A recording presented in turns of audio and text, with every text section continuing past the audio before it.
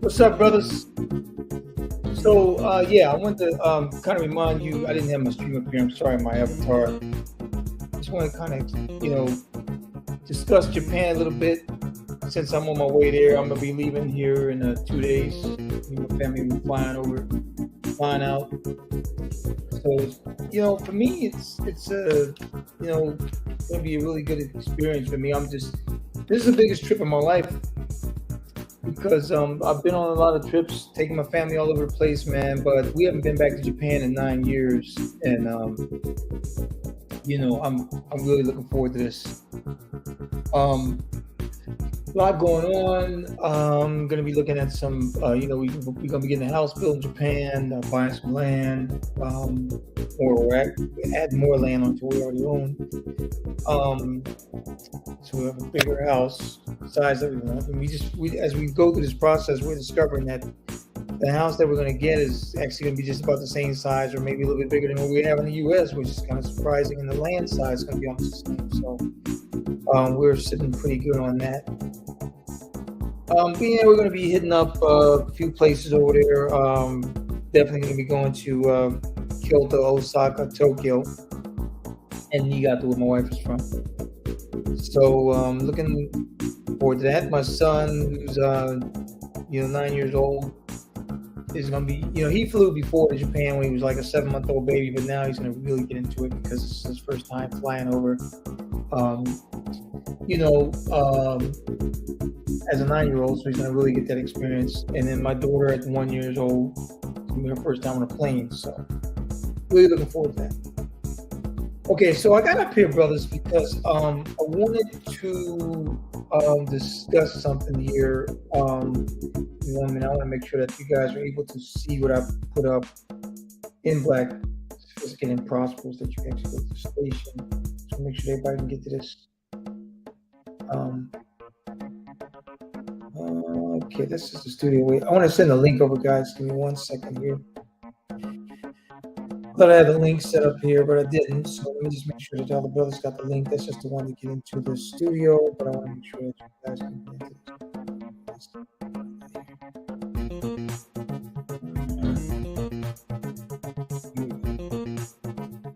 Make sure the brothers can get up and I'm going to go to YouTube real quick and just flip over. Make sure you got the access to the channel here.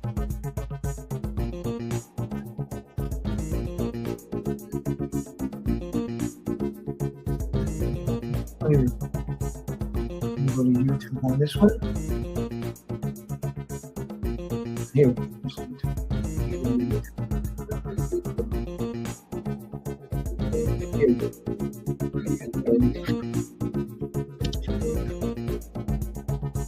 So I'm going to get that all set up. Give me 1 second here, brothers.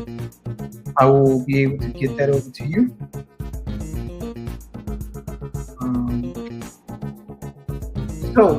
I know everybody's going to say.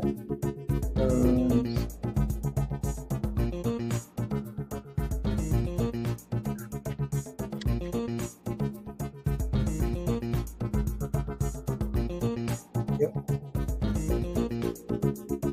That's posted right there. Okay. All right, so I got that all squared away. Let me go back and get back to where I was going.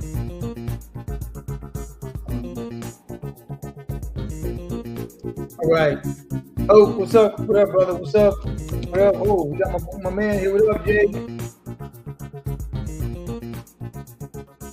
Yep, got Jay Takashi up in this baby. What's going on? What up, what up, what up, what up, what up, what up, what up, what up? All right, so let's kick it off. All right, so here's what I got going on, guys. The reason why I wanted to get up here and talk about Japan before I leave is because we have a couple of brothers that just got to Japan. I'm not going to mention the brothers' names or anything like that. I'm not going to, I just want to keep everything private. But I am going to talk about the experience that I've heard from these brothers. One of the brothers is going to be starting his new job this upcoming Sunday, and I've been helping this brother out since the summer. He found me on IP Stream, and he said he really wanted to get to Japan right away.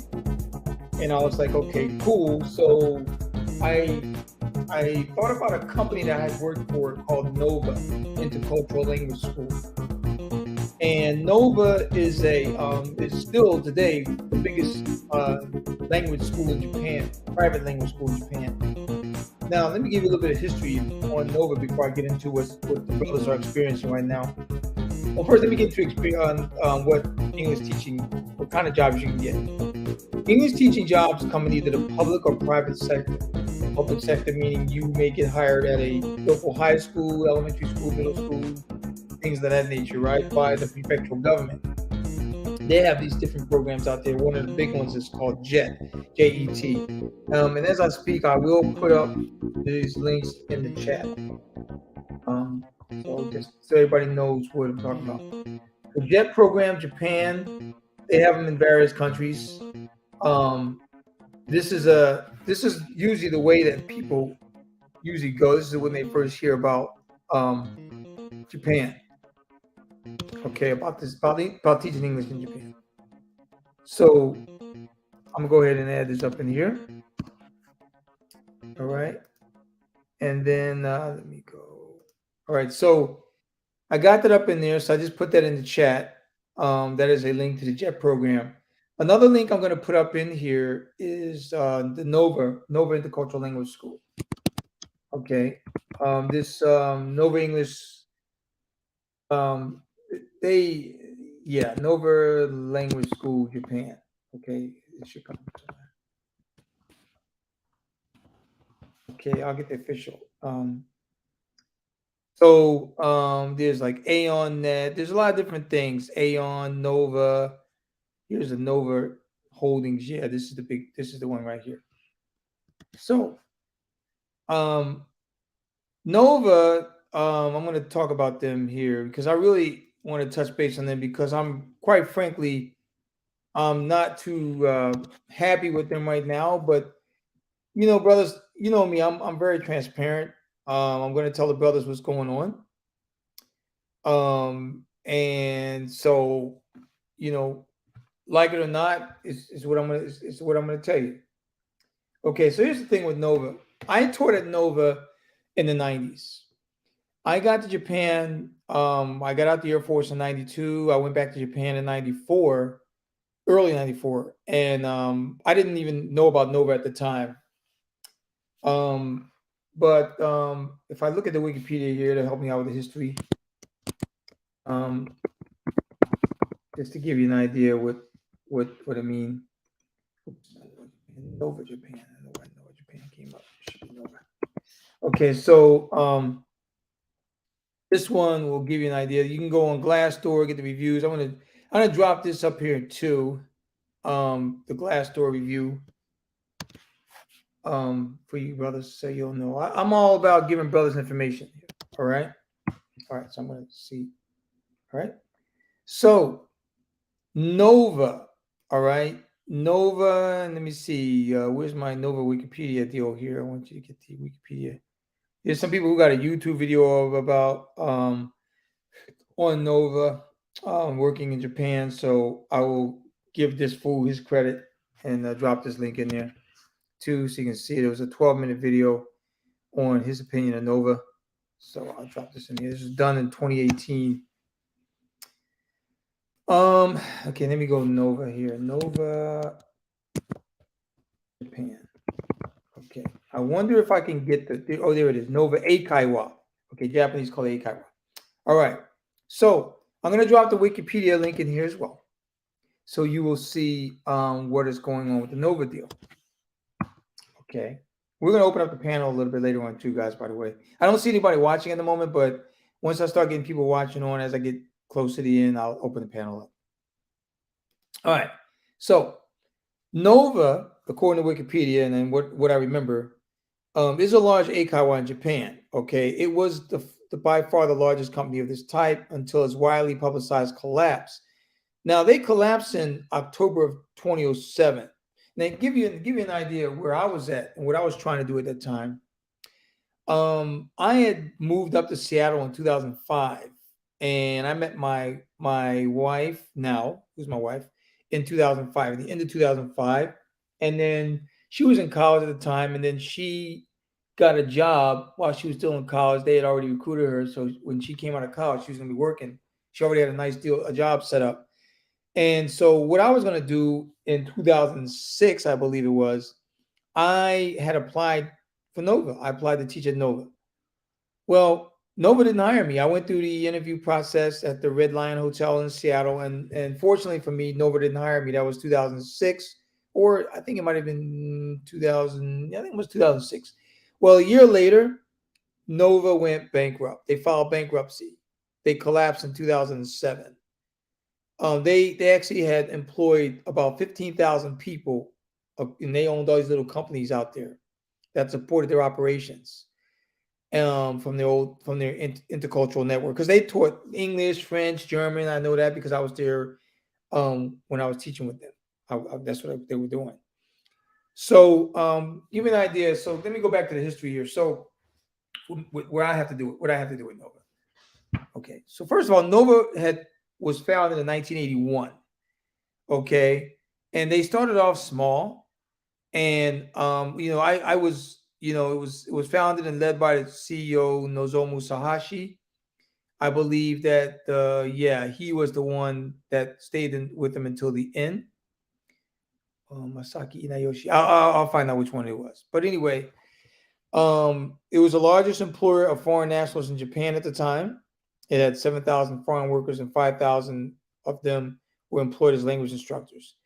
And every year, Nova at the time was hiring between 2,500 and 2,600 foreign teachers to replace those who had left. Because what they do is they bring you in on a one-year contract, and then if you didn't want to stay, then they would just replace you.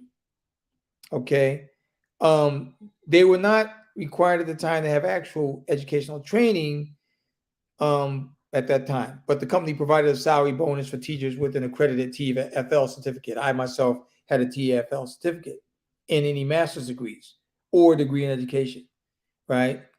So also, teachers, would come over right after university graduation with any degree. So you can have a degree in basket weaving, and that goes Japan wide, and you can work in Japan. All you have to do is have a degree.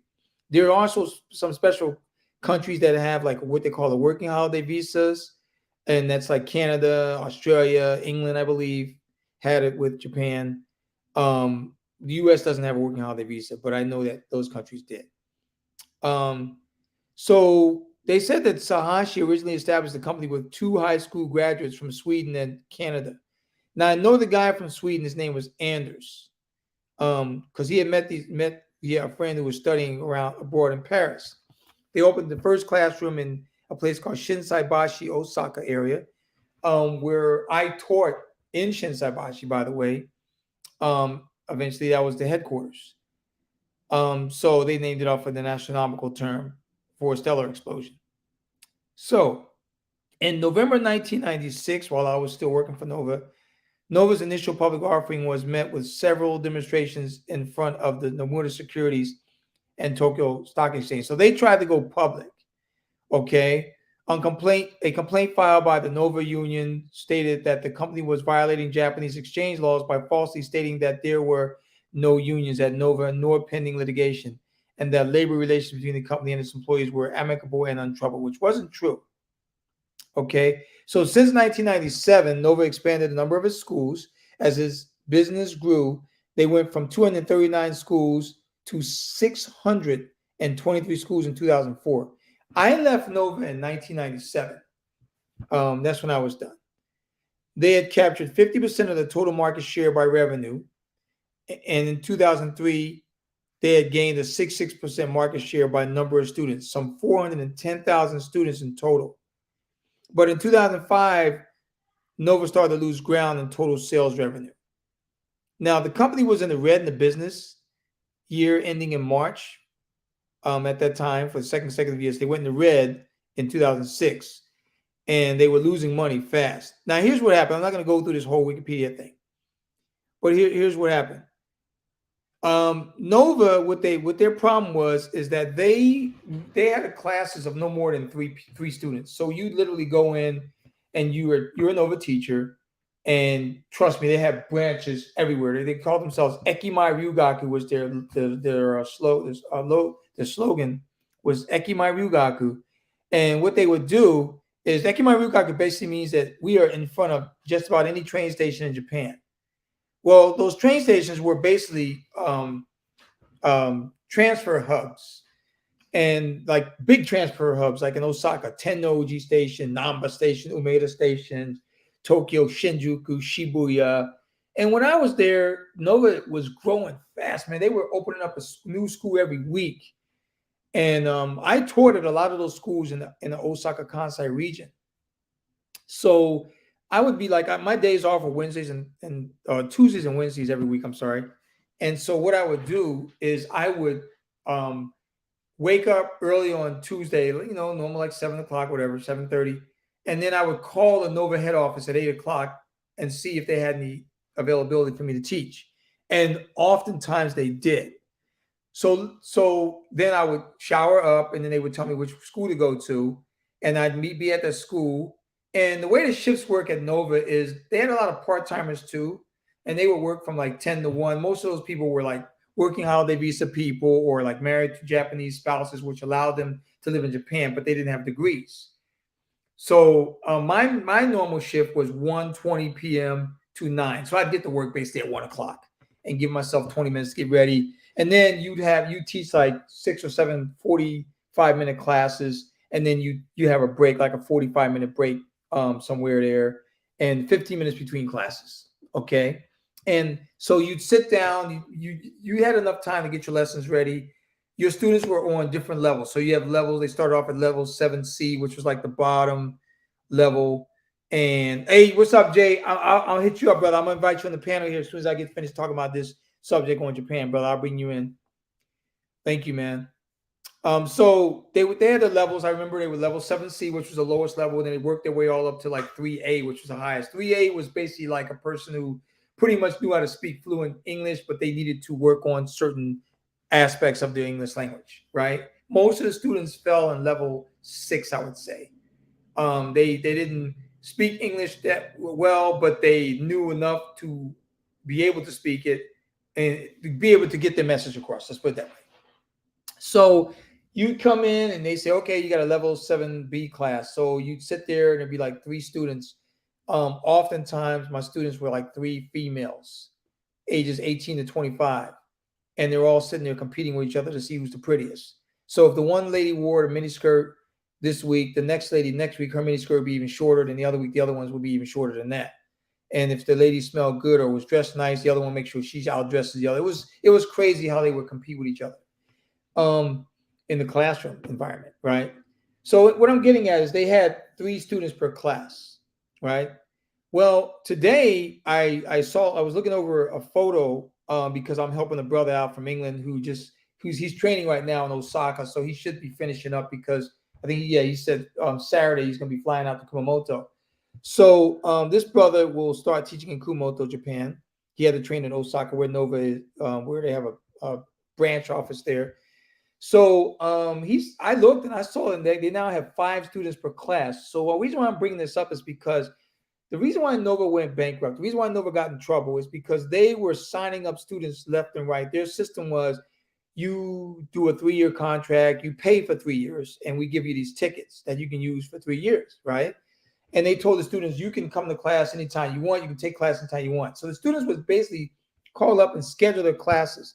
And every branch had their, every school had their like staff of 4 or 5 people sitting at the front desk, answering phone calls, setting up appointments and whatnot, or giving you demo lessons. So, because we also did demo lessons, and I still have a copy of my demo lessons that I did today, and I was pretty much batting 100. So, like, I would demo like 4 students that month, and I would sign them all, and they would all sign up after they demo with me. And I had some other teachers that were good too that I'm still in touch with today that would do demonstrations as well. This helped the company get more students in. So like they would come in and you'd see your schedule and you see, yes, like 6 classes. And then one of them is a demo class and one of them is a break. So what you try to do is you try to get your lunch break wrapped around your demo. So that way you have a longer lunch break if there was nobody to demo, or longer time to chill, whatever, get ready, whatever. Right. So it was set up like that. So now, so I was there and I noticed that people started getting a little bit perturbed because they couldn't take the classes they wanted. Right. Well, when I left, it started blowing up more because Nova never hired enough teachers. There just wasn't enough teachers to keep up with the demand, right? They were building schools, opening schools, not building, but opening schools left and right, right? They would basically go and they would find an office space around the train station, and then they would rent out that office space, and they would use like the entire floor. They didn't care. They had so much money. They rent an entire floor. And then, where teachers had like lounges and it was kicking, right? Or you get to the point to where, like, I toured this branch called Tennoji in Osaka. Tennoji is a big area in Osaka, the Abeno area. And so that was my first school, my first branch I toured that was Tennoji. Well, they opened up another school down the street called Tennoji Station, Tennoji Mill, because it was right at Tennoji Station. So I literally transferred from Tennoji to Tennoji Station, which was a newer school. And I loved teaching there because it was on the 9th floor, and the room that I usually like to teach in faced the hallway. So people would come up from the escalator and literally see me teaching students. And I love that attention because I wanted to let people know that brothers are over here teaching too. And the girls just walk, you see them walking by, looking at you, waving, and as you're teaching classes and whatnot. It was beautiful. It was a beautiful experience. I met a lot of great people there. But right after I left, before I left, there was actually an opening at a place called NovaNet, which was at Nova headquarters. They had literally rented out the whole building in Shinsaibashi, where they were headquartered on Midosuji Avenue. And it was a beautiful building. At some floors had like big round windows, literally circle windows. And I saw the owner coming up and down the elevator a lot, along with Anders, who was his first person he hired, the Swedish guy that didn't have a degree but had a high school diploma. I don't know where Anders is at today, but he was mainly the head of all the English language teachers. So if you had any gripes or complaints, you go through Anders. And then, of course, they hired branch managers, regional managers. They had a whole system set up, right? So anyway, in 96, because my demo rate was so high and I was highly recommended, they hired me at NovaNet. And so I moved from the Tennoji branch to NovaNet, and there we were teaching through the internet. This was in 96, and we started teaching using the network basis. So I would sit at the front of a computer, and I had 3 students, one in Hokkaido, one in Okinawa, one somewhere else. And a lot of times the systems were breaking down, but it was pretty, for the most part, it was good. It was a good setup, and the staff was good. I didn't like the boss too much, but the staff was good, the American boss, because he just thought he was just bigger than life. So I left there, and the rest is history. I went over to Saudi Arabia. But anyway, after I left, they started having all kind of problems because the problem started mounting. They didn't have enough teachers, and the students were complaining about paying all this money and not being able to take classes. Well, eventually lawsuits started taking place, and then the company started going in the red, and then they went into bankruptcy, and then they said that I'm looking at Wikipedia now, Nova president Nozomu Sahashi, missing since before the dismissal, was officially replaced by 3 board members, including, there it is, co-founder Anders Lundqvist. Yeah, his name is Anders Lundqvist. He was the first guy. The Osaka Labor Board, they were running this company. So the immediate collapse of Nova at that time, this is in 2007, was the sudden unemployment of approximately 4,500 foreign teaching staff and 2,000 Japanese workers, right? The desperate situation of many of the foreign teachers raised concerns over the apparent lack of an adequate safety net for foreign workers in Japan, right? Some teachers could not even afford a plane ticket home. The Australian and British embassies in Japan set up information pages on their websites to assist their nationals, and Qantas Airline offered reduced airfares. So keep in mind, so think about it. This the largest English school in the country collapsed. And all these people now had to look for jobs, and they had, like you said, they didn't have any money to even get their ass out of the country. So later that year, on November 2007, G Communication, which is a Nagoya-based operator of cram schools. Cram schools are basically schools that students go through. Japanese students, they go through a lot of cram schools to get themselves ready for those major tests, to get themselves in the better schools in the college and whatnot. Parents place a lot of emphasis on these cram schools. Okay, so G Communications bought them. They took over Nova after they filed bankruptcy in 2007. And then there was also another bankruptcy of Geos, which is another big company. They also took over the schools by that company. In October 2010, Nova's 49 locations nationwide and Geos' 167 were sold by G Education to Inayoshi Capital, owned by G Education founder Masaki Inayoshi. And as of February 1st, 2012, Nova was sold to Jibun Mirai Associate Company. G Communication still owns some Geos operations, so the rest is history. So Nova was sold again, sold a few times. They had restructuring done. They were Jibun Mirai Company. So as of May 12, they said there were 212 Nova branches operating. 211 are located across Japan, 19 in Hokkaido, and then the rest they go over what they have. I'm trying to find information on what's going on today. Let's see. So they've had a lot of issues throughout the years, Nova. A lot of issues because the original owner got greedy for the most part. And so they say right here, oh no, that was just murder. One of the Nova teachers got murdered because they were there was a stalker. So this one guy was stalking this lady, and he murdered her. So they had all kind of scandals going on throughout their existence. So what I'm getting at is this. Let's fast forward to 2022 here. So I didn't know that Nova was still in business, but they're still in business because, like I said, they got bought out, they got restructured and whatnot. But they're operating on a much, much smaller scale. They still have Nova branches throughout Japan. But here's but there's a lot of red flags when Nova gets mentioned. Like this brother from England who's now working for Nova, he knew about the red flags, and so did I before he went, but he wanted to get in Japan so much because he doesn't plan on staying with Nova in the English teaching program. He plans on getting into IT. Nova is, although they have their problems, and trust me, they have many, but they still hire, and it is a really good way to get into Japan. Especially if you have a degree. Now, there was a stream that IP did the other day, and the brother's right. You don't need to have a degree. You can live doing the tourist visa as long as you're making money, as long as you do IT. You can live doing the tourist visa being a digital, what they call a digital nomad, and just leave the country once every 3 months and come back in. And you can even rent an apartment on a tourist visa until you figure out a way to establish permanent residency in Japan. So that I want to put that out there. That is true. Now, let me get back to the day now. I've talked a little bit about myself. I talked about the history of this Nova company that seems to hire. Nova works on a lot of suspicion. I'll give you another thing here. So the guy that got hired at Nova in England, before he left, he wasn't too sure what his salary was. He gets there, and they have a base salary of 250,000 yen. That's what they said. Because when he talked to Nova, they had said, "Oh, go to our website, and you'll get an idea of what our salary's like." Right? Well, Nova pays people based on location.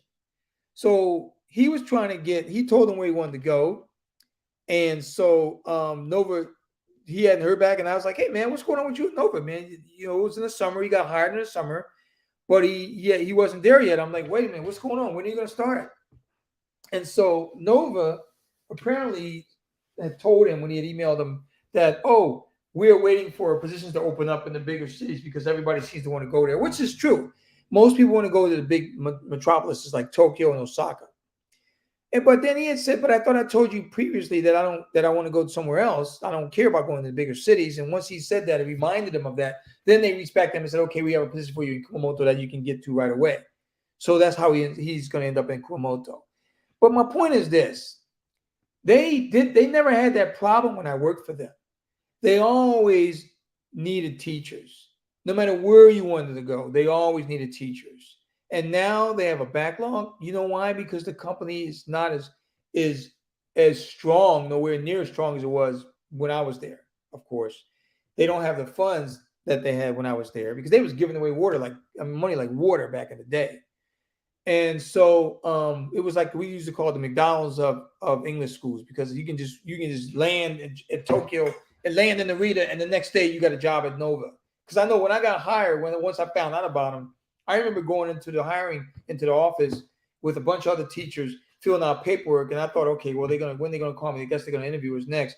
And the guy's like, okay, and then he says, okay, thank you. Now, okay, so here's where you're gonna go. And he said, you're gonna teach at Tennoji. You're gonna teach here. He just told me what I'm gonna teach. I'm like, oh. And I didn't say nothing. I'm not going to look a gift horse in the mouth and say, oh, I guess I'm hired. I was. We all were. We were looking at each other like, oh, we're hired. Everybody goes, yeah, you're hired. Oh, okay. And then we knew where our start date was and everything. That's how it was. And that may still be that way. But to make a long story short about Nova, so this brother was expecting to get about 250,000 yen a month. Now, 250,000 yen a month in today's dollars, I'm going to put this in US dollar. Because that's what I started off at 250,000 yen. When I left, because Nova would give you pay raises every year. So when I left, I was making like my base was 310,000 yen. Well, that was when the yen rate was about almost 100 yen to the buck, which made it about $3,000 a month. Well, right now, 250,000 yen is $1,817 a month. You can live in Japan on that kind of money, okay? But what my friend is getting, what this brother's getting base pay wise is 160,000 yen, which comes out to be $1,163. So I'm gonna put this up in here. So 160,000 yen. Today's exchange rate is $1,163.09. Okay. So I'm actually, guys, I'm not gonna bullshit. I'm appalled because I would have never, if he'd have told me that what they said before he left, I would have said, man, don't go. You don't know what you're gonna get. You never jump on a plane until you know what you're gonna get. This brother had to also pay his own way to Japan, of course, and he has to set up his own apartments and everything because if you go through Nova, they're gonna want you to pay almost half of your base pay for an apartment that they're probably only paying 30,000 yen for. See, and then when you quit Nova, it's hard for you to get away from them because you got to get out of the apartment too. So I'm setting him up or helping him get an apartment over there to where he can not pay that much money and he can be on his own apartment wise. And all he got to do is show up to Nova to work. And when he decides to leave Nova, he's not obligated to also move out of the apartment. Okay. So that's what I mean by getting set up. So when you want to go to Japan, brothers, when you want to move to Japan, if you're going to take the English teaching route, make sure you have more than enough funds to get yourself started. I would say because keep in mind too, you're not going to get paid the first. So like say he just got there December 9th or 10th. Well, his first paycheck is not going to happen until the end of January. Keep in mind, in Japan, they only pay you once a month. Okay? They pay once a month. Everybody gets paid once a month. Not the standard twice a month like we do in the U.S. Every payday is once a month, and then you have to take that money and you have to budget that money for the rest of your month. Okay. So what I told my friend here is I said, look, make sure that when you look for an apartment, you get an apartment that's your rent's not gonna be no more than 30% of your base income. Now he's gonna make more than 160,000 yen a month because they said, oh, it depends on how many students you get, this, that, the other. Well, this he's a black man with a British accent. He's going to become very popular in Japan. Trust me. Okay. So he's going to make more than that 160. I also told this brother, and this is what I would tell all these brothers. And I'm here to help the brothers out to get set up in Japan because I'm helping this brother out, and I'm advising another brother, which I'll get into here in a minute. Okay. So here's the thing. So what you need to do when you get to a country, you need to sit yourself down first and you need to get yourself set up as far as your living conditions, your work conditions. You need to make sure you know how to do your job and do your job well. That way, you will be able to stay there. All right, you will have job security. You say, okay, I'm here, because Nova, they're gonna reimburse him for his flight that he flew over on. They're gonna give him the money back, but he has to do a 1-year contract with Nova. That's how they get you, right? They want you to do a 1-year contract, and trust me, at Nova, you can extend your contract as many times as you want, because I know I extended mine like 2 or 3 times, and I just kept renewing my contract. So after your 1 year's up, they say, okay, they evaluate you, say, okay, you did good, you showed up at all your classes, the students love you, we're gonna go ahead and offer an extension, right? So then they'll give you an extension. So it works both ways. So what I'm getting at is this. What I told this brother is this. I said, look, you need to go ahead and make sure that you jot down where you need to be income-wise. Now, base pay of 160,000 yen per annum is going to come in like this. I'm just going to go ahead and times this. Give me that. And I'm going to put it in the chat. So that's going to come out to 1,920,000 yen a year, based on a year based on a base pay of 160,000 yen a month. Okay, so now do the math, but that's going to end up being roughly about if I put it in here, I can put it in here. I got the calculator open already, so I'm good. About $13,000. So that's going to be about 13,957 US a year.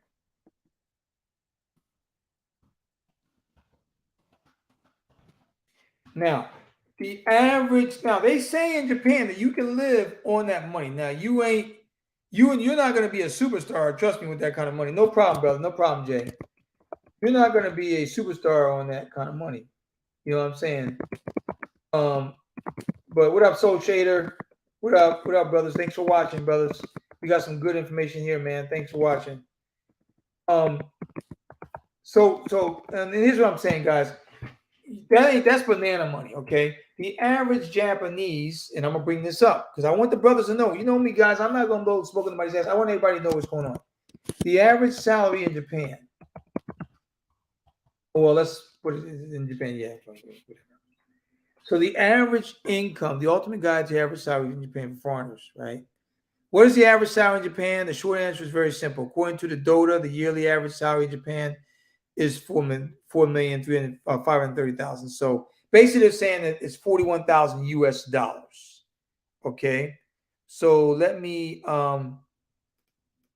looking for this thing. Okay, so I'm just gonna go ahead and share this link with you, brothers, because I want you to know what's going on. I want you to know where to go. I'm not the kind of guy to just teach you how to fish. Give you fish. I want you to learn how to fish too. I choose to have you learn how to fish. So you get the information I got. Okay. So the next thing I'm gonna put up is what is considered a good salary in Japan. What is the average salary? They got a couple things. That was 2021 and 2022. What is the average salary in Japan for year 2022? Here we go. I like this one better. Okay, wait a second. Here we go. The average salary in Japan, so considering all these elements, an employee in Japan earns an average monthly salary of approximately 515,000 yen. That's about $4,467 US dollars. Okay.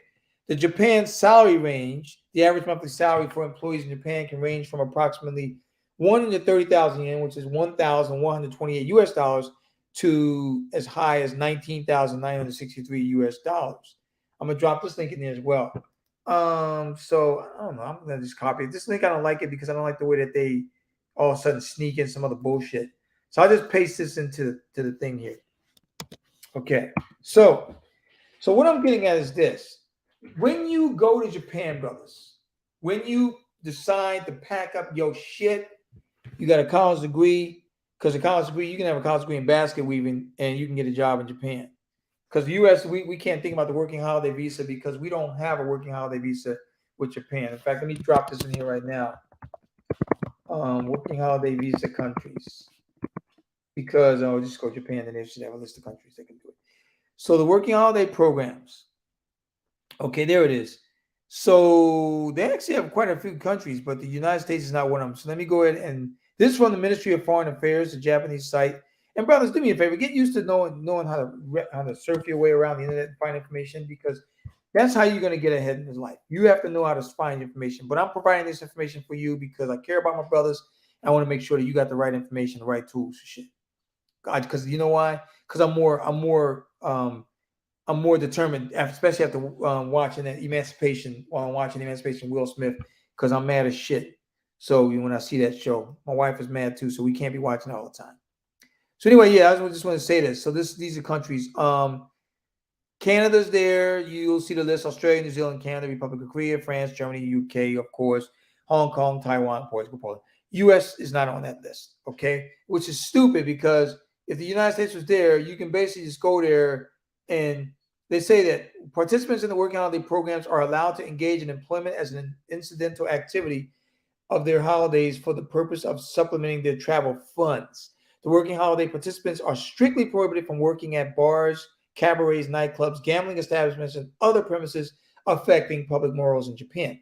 If a participant works at such a place, he or she is deemed to violate Immigration Control and Refugee Recognition Act and will face deportation, except where he or she is deemed to be victims of human trafficking.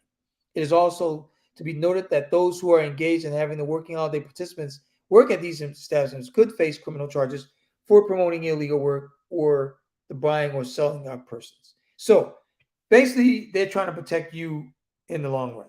Okay, so those are reasons, those are ways you can get over there. Unfortunately, for us Americans, that working holiday visa does not exist. So that means you need to get yourself a college degree if you want to live and work in Japan, or have yourself an IT position where you can work remotely and do a tourist visa in Japan and just become a digital nomad and just make your money from overseas, leave. The Japanese customs will even tell you, hey, if you fly to Korea for one day and come back, we'll restart your clock again for 3 months, that kind of thing. All right. So I'm just putting it out there. So what I'm saying is this, brothers. When you get to Japan and you want to live in a particular area, get to know what the average salary is in that area, because each area is different. Now, I just gave you the numbers for the average salary in Japan, but each one's different. Like my wife's area, Niigata, the average salary is lower. Okinawa is even lower. Kumamoto, where our friend is going, is even lower than Niigata, but it's higher than Okinawa. So just get to know, and that way you'll get an idea of what kind of lifestyle you will have. Now, before I get on to our other friend in Japan, I'm going to tell you, and this is what I told this brother that just got the job over there from England. Brothers, by all means, when you get to Japan, there's going to be a lot of women over there, man. Trust me. Do not rush to get the booty. You don't have to rush. Like I said, what you need to do is establish yourself.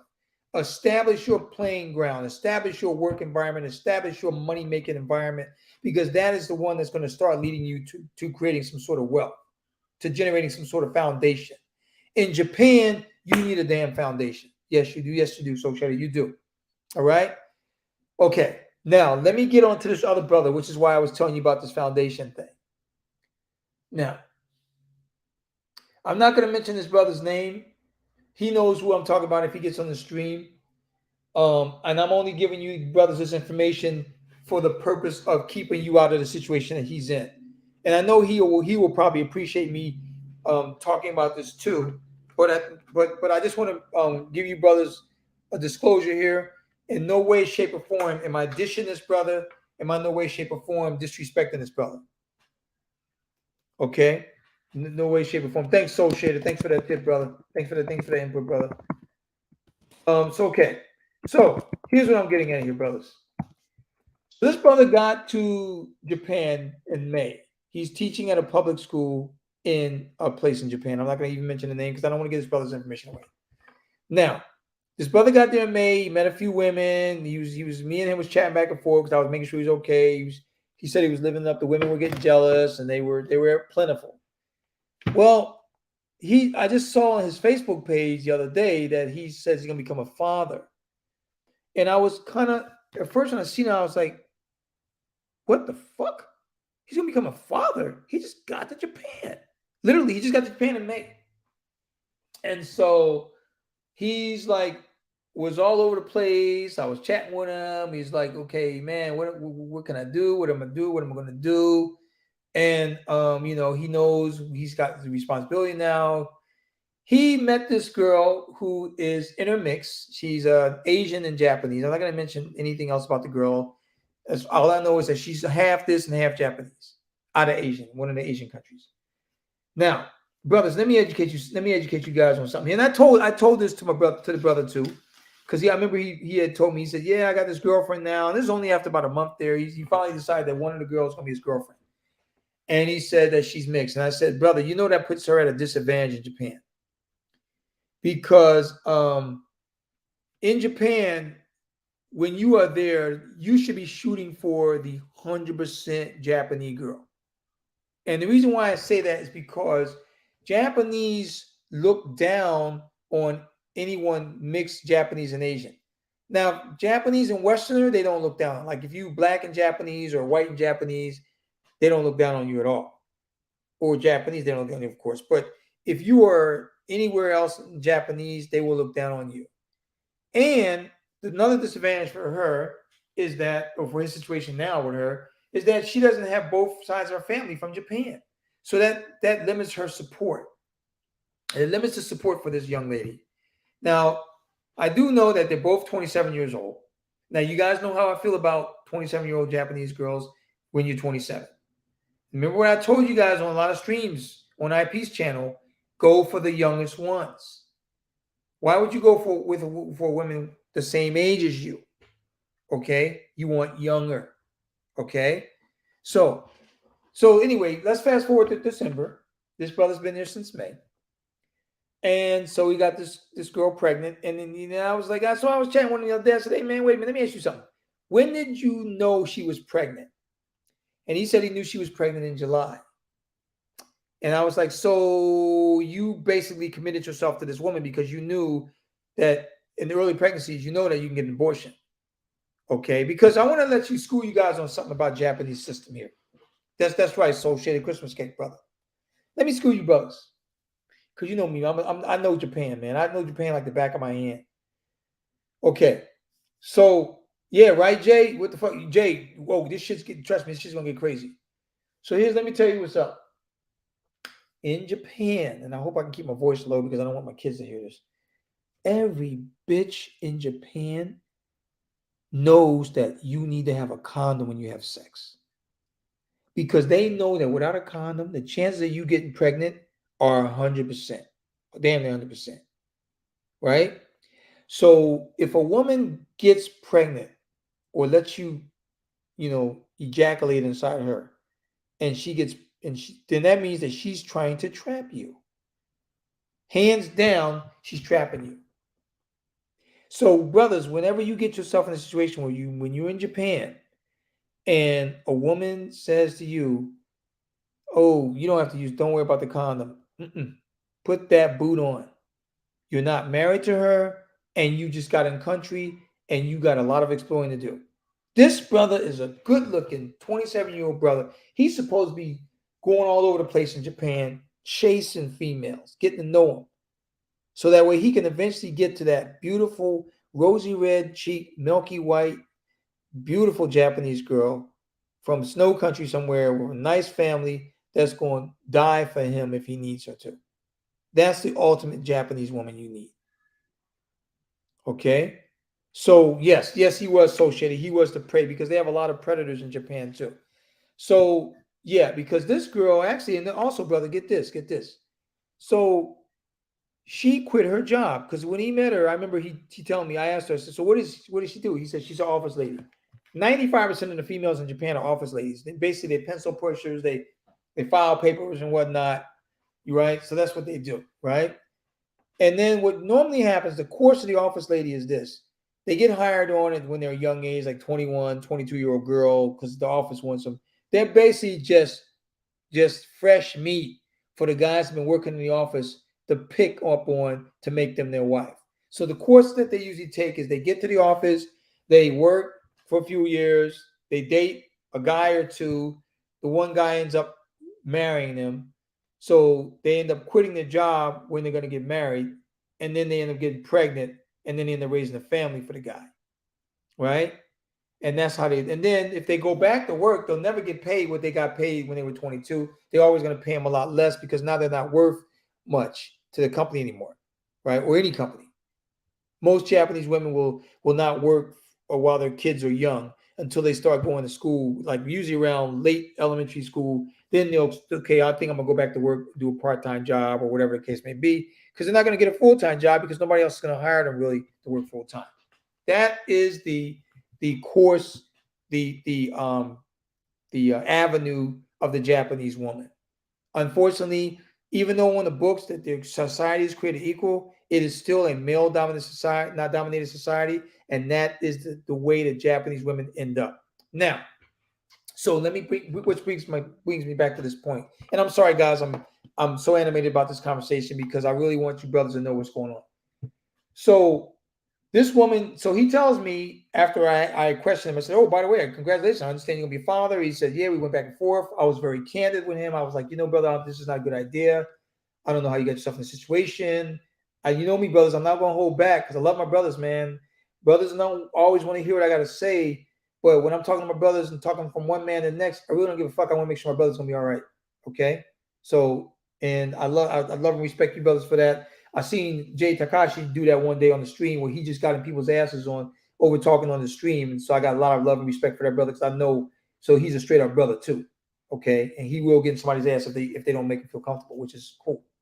So getting back. So he's Jay Takashi's an old school brother, just like Soul Shader. You brothers know. So we ain't got time for this fucking simp bullshit today. So here's what I'm getting at, brothers. She quit. He told me that she didn't have a job because you know what else he told me? Brothers, y'all ain't gonna believe this bullshit. He's paying 2 rents on English teacher salary. Yeah, you heard that shit right. What up, Malik? What up, Malik? Don't worry, I'm gonna invite you brothers on the panel. You heard it right. This brother's paying 2 salaries. I mean, 2 rents. The woman lives 3 hours away from him. Okay, he's in a place full of women, but he is. He met this girl in Tokyo or Yokohama, one of them cities, and so he's paying this girl. I don't know if she's living, but she's 3 hours away. Now she can't work. You know why she can't work? You know why she quit her job? What did I tell you, brothers, about how it goes for Japanese girls? When a Japanese woman or any Japanese work in a company, they meet a lot of co-workers. Your co-worker will know all about your ass body after 3 months. Because you're trying to fit in, right? You're trying to be helpful. You're trying to do your job. You're trying to get to know your co-workers. They know all about you. Japanese people don't need the internet. Trust me. They are information collectors. They soak up information because they believe and they know that the person with more information has the power. The person asking the questions has the power. This they know. Okay? So what I'm getting at is this, brothers, and I'm educating you, brothers, because I want you to know the course of the female life in Japan, the way the life goes for a female in Japan. Okay? So she had to quit her job, and I educated him on this the other day, and he's like, "Oh, I didn't realize that." Yeah, because you don't know a lot about Japanese culture because you've just been in Japan only since the spring, and you already got yourself in the jam right now, brother, is what he is. So she had to quit her job because the females at work would be questioning the big belly because they know they didn't hear no talk of no engagement. They didn't see a wedding. They wasn't invited to a wedding. They didn't, because most of them go to each other's weddings, right? So now, you know, yes, brother, we do. Thank you, Jay. Thanks for telling me, man. That's a straight up brother right there. Thanks, Jay, for keeping up on me, man. Staying on me on that. Yeah, you're right. Fuck it, I'm not apologizing. The only reason why I would apologize is because I'm putting the brother's business out there, but I really don't have to because I didn't name this brother. This brother could be on the stream today and be talking some other thing and know it's him and not have to mention it. It's up to this brother if he wants to bring himself into the fold in this conversation and let us know more in detail. But I'm just bringing the information to y'all because I don't need any other brothers getting tied up in the bullshit. Okay? So let me get back to this girl. So yeah, she had to quit her job because she would have to explain to her girlfriends why that belly getting big and you ain't had an engagement or a marriage. Because in Japan, it's shameful for a female to go to work pregnant with no man. And she's not all Japanese. See? So think about the psyche here. She's trying to fit into being like a Japanese female. She looks a little, you can tell she's mixed, but because I've seen pictures of her, but she's trying to fit into Japanese society, and the only way for her to fit into Japanese society is to do what the other girls do, right?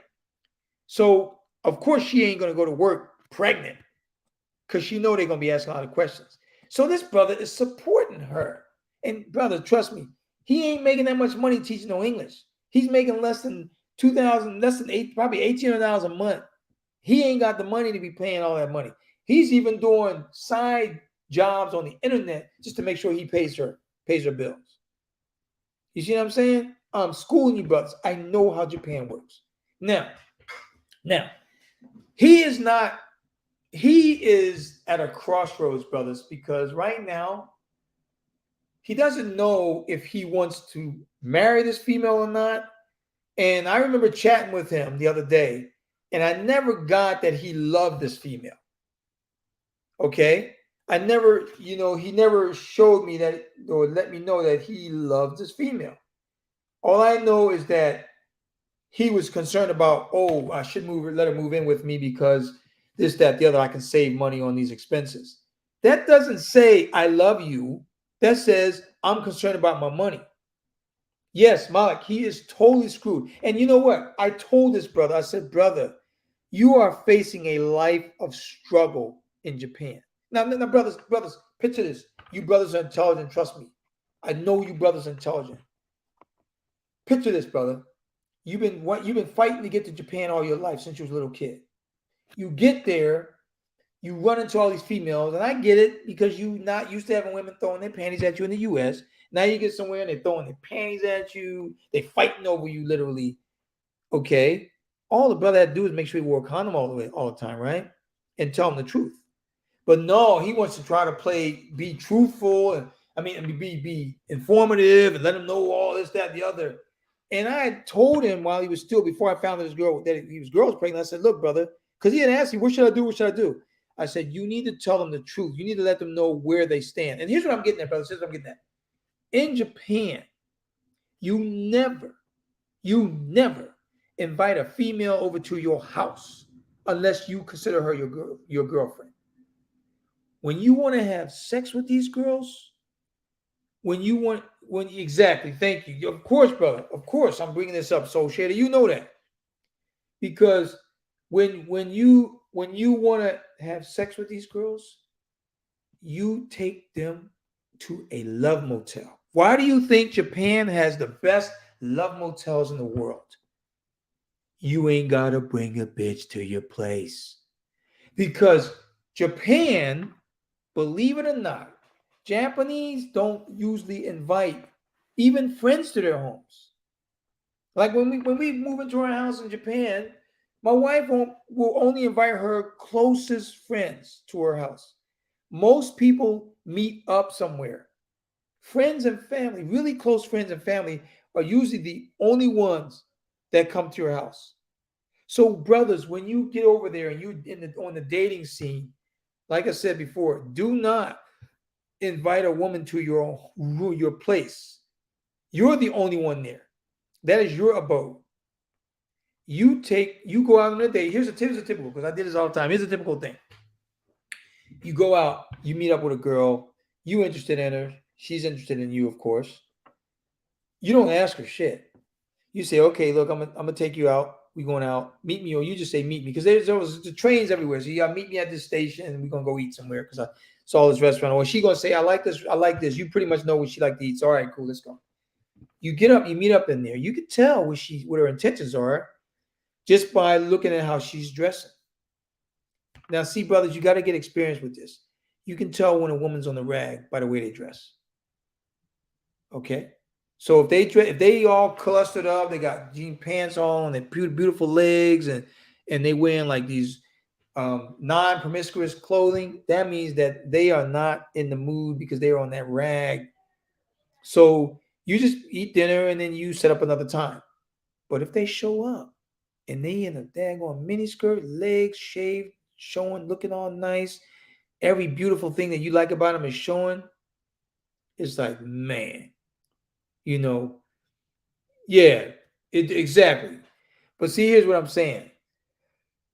You after you leave your little restaurant, you might go for a little coffee shop nightcap, and you might do a little walk around and check out the scenery, and then you're gonna say, "Hey, I seen this nice love motel. We're gonna check out tonight, baby." Now, ain't a woman in Japan gonna tell you no after you've been on a few dates with her. So guess what? You take her ass to the love motel. Love motels are cheap. You figure 2 or 3 thousand yen, which is roughly around, say you can get it by for $20. You go in a love motel, it's all private. You can hang in there as long as you want, or maybe a couple hours, whatever you want to pay.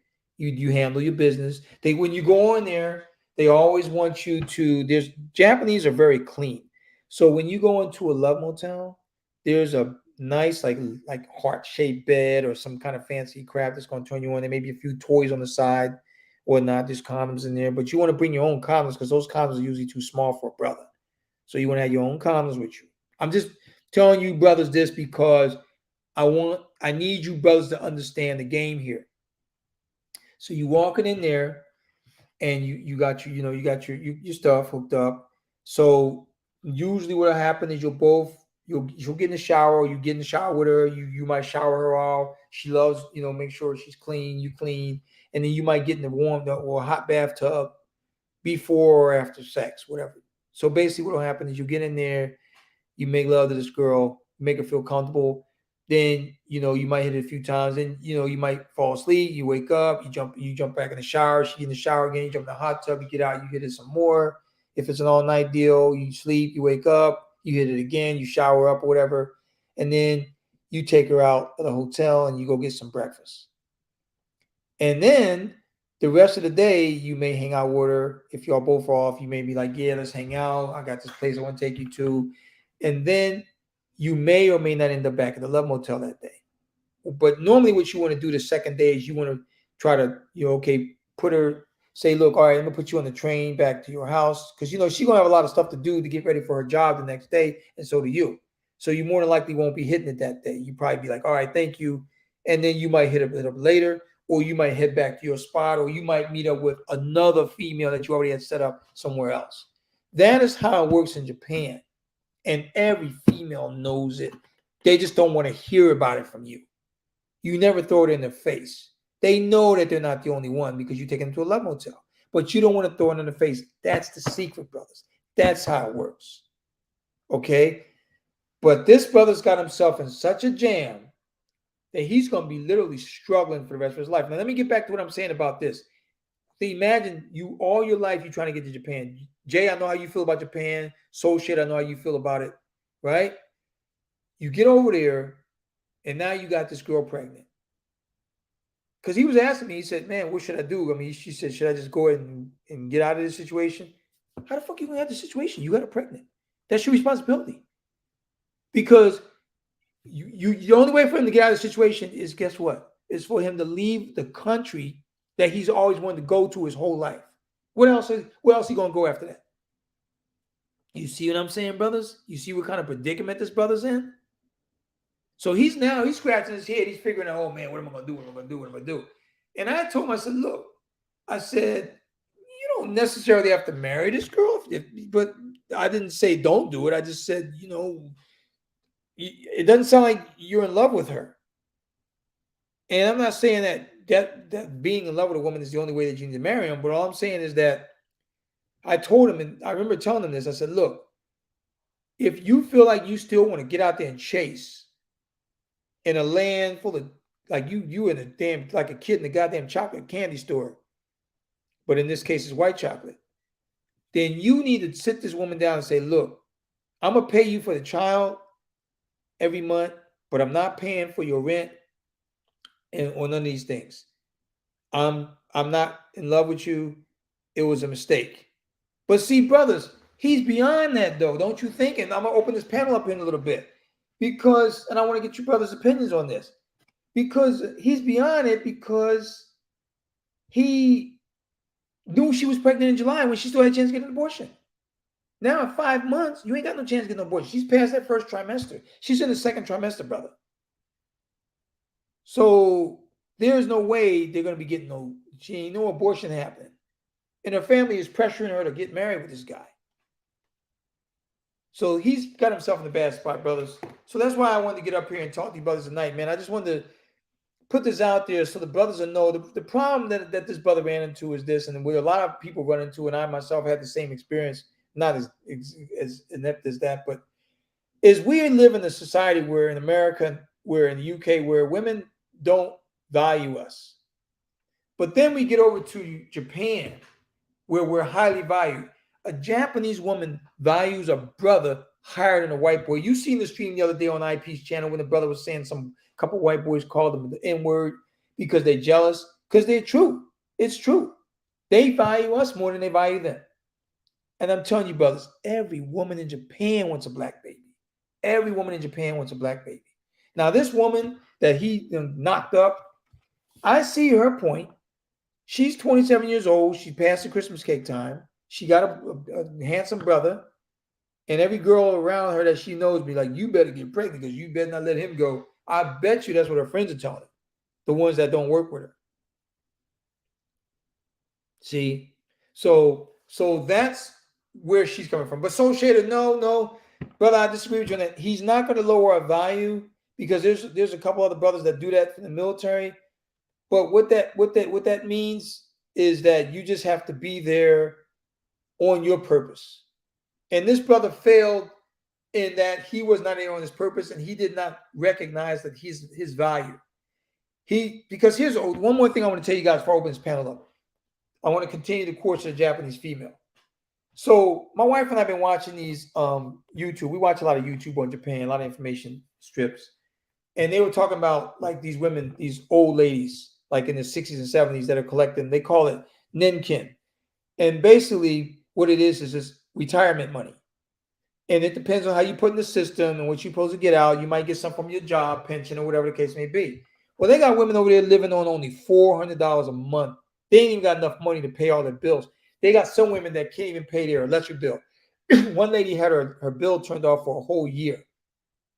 And she can't pay. She just leaves her lights off. She's living on candles and shit. Because they went into her house and interviewed her. Okay? What I'm getting at is this. A Japanese woman know that if they don't have a man at the end of the day, their life is going to end up being miserable when they get older. And a lot of these women that they show up there were partying back in the bubble economy when Japan was really rich at the time, the 80s and 90s, early 90s. They were going around the world. Look, I'm in Greece, I'm in Rome, I'm in this, I'm in that. And then they just kept putting marriage off, and they just putting off kids. And then they got 45 and woke up one morning and realized that nobody wants them. And now they're single with very little money to live on, eating one onigiri. Jay know what I'm talking about, one onigiri a meal. You see what I'm saying? Or a cup of ramen for dinner. That's where these women know that's where they will end up at if they don't get that man. That is why Japan is so competitive. Unfortunately, in the United States, women are not hip to that. They tend to believe that they can make it on their own, which is bullshit because they can't. No matter what they do, they can't. So that's why I just wanted to bring that up. So that's why he's in the situation he's in from her side, because she knew that there ain't no way in hell I'm going to be able to compete with these Japanese girls. But now that she's pregnant, she feels like she's in the comfort zone, or she's in the secure zone now. So with that said, brothers, I'm going to open this up. I'm going to drop the link in here from the stream. Let me see. I'm invite. So I'm going to copy this. Please get on this so we can start talking. I want to get your inputs on the panel. I want you to think about this, brothers.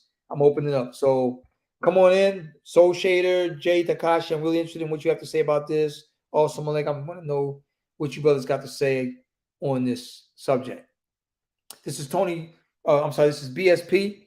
I don't want to show my face and get my information out too much anymore, guys, because there's a lot of haters out there. So I just want to just be straight up that I still can get the message across. So yeah, just drop the link in. I'm gonna go to Facebook right now and see if the brothers need any help on the link drop. Um, let's see here. Okay, I know that Associated says at the gig. Um, all right, so I don't see anybody coming in yet. So I'll give you guys oh, okay, you got blue ship. Okay. Okay, brother. So okay, so Associated in the Navy, so he's got to move to a quiet place on the ship. So yeah, so like I said, brothers, let me while I'm waiting for Associator and anyone else to come onto the panel. So yeah, I just want to get this out here real quick before I left because before when we leave in a few days, actually the day after tomorrow. Because it's I'm gonna have a lot of fresh intel when I get back. I'm also gonna be doing a stream on IP's channel when I get back about the intel, mainly about relationships and what Japan is like now that I haven't been there for 9 years. It pretty much hasn't changed much, I know, but I'm kind of curious as to what it is that I will see. I will also be doing a lot of videos, like walking videos, 4K kind of walk videos, to where people can kind of see. And I'm going to take a lot of pictures and little short videos of what I eat, so people can know what's going on in Japan. Because Japan, brothers, is a country I love. It is will soon to be home again. This will be my third time living in Japan, and I'm not coming back to the U.S. To live anymore. I'm going to live out my days in Japan.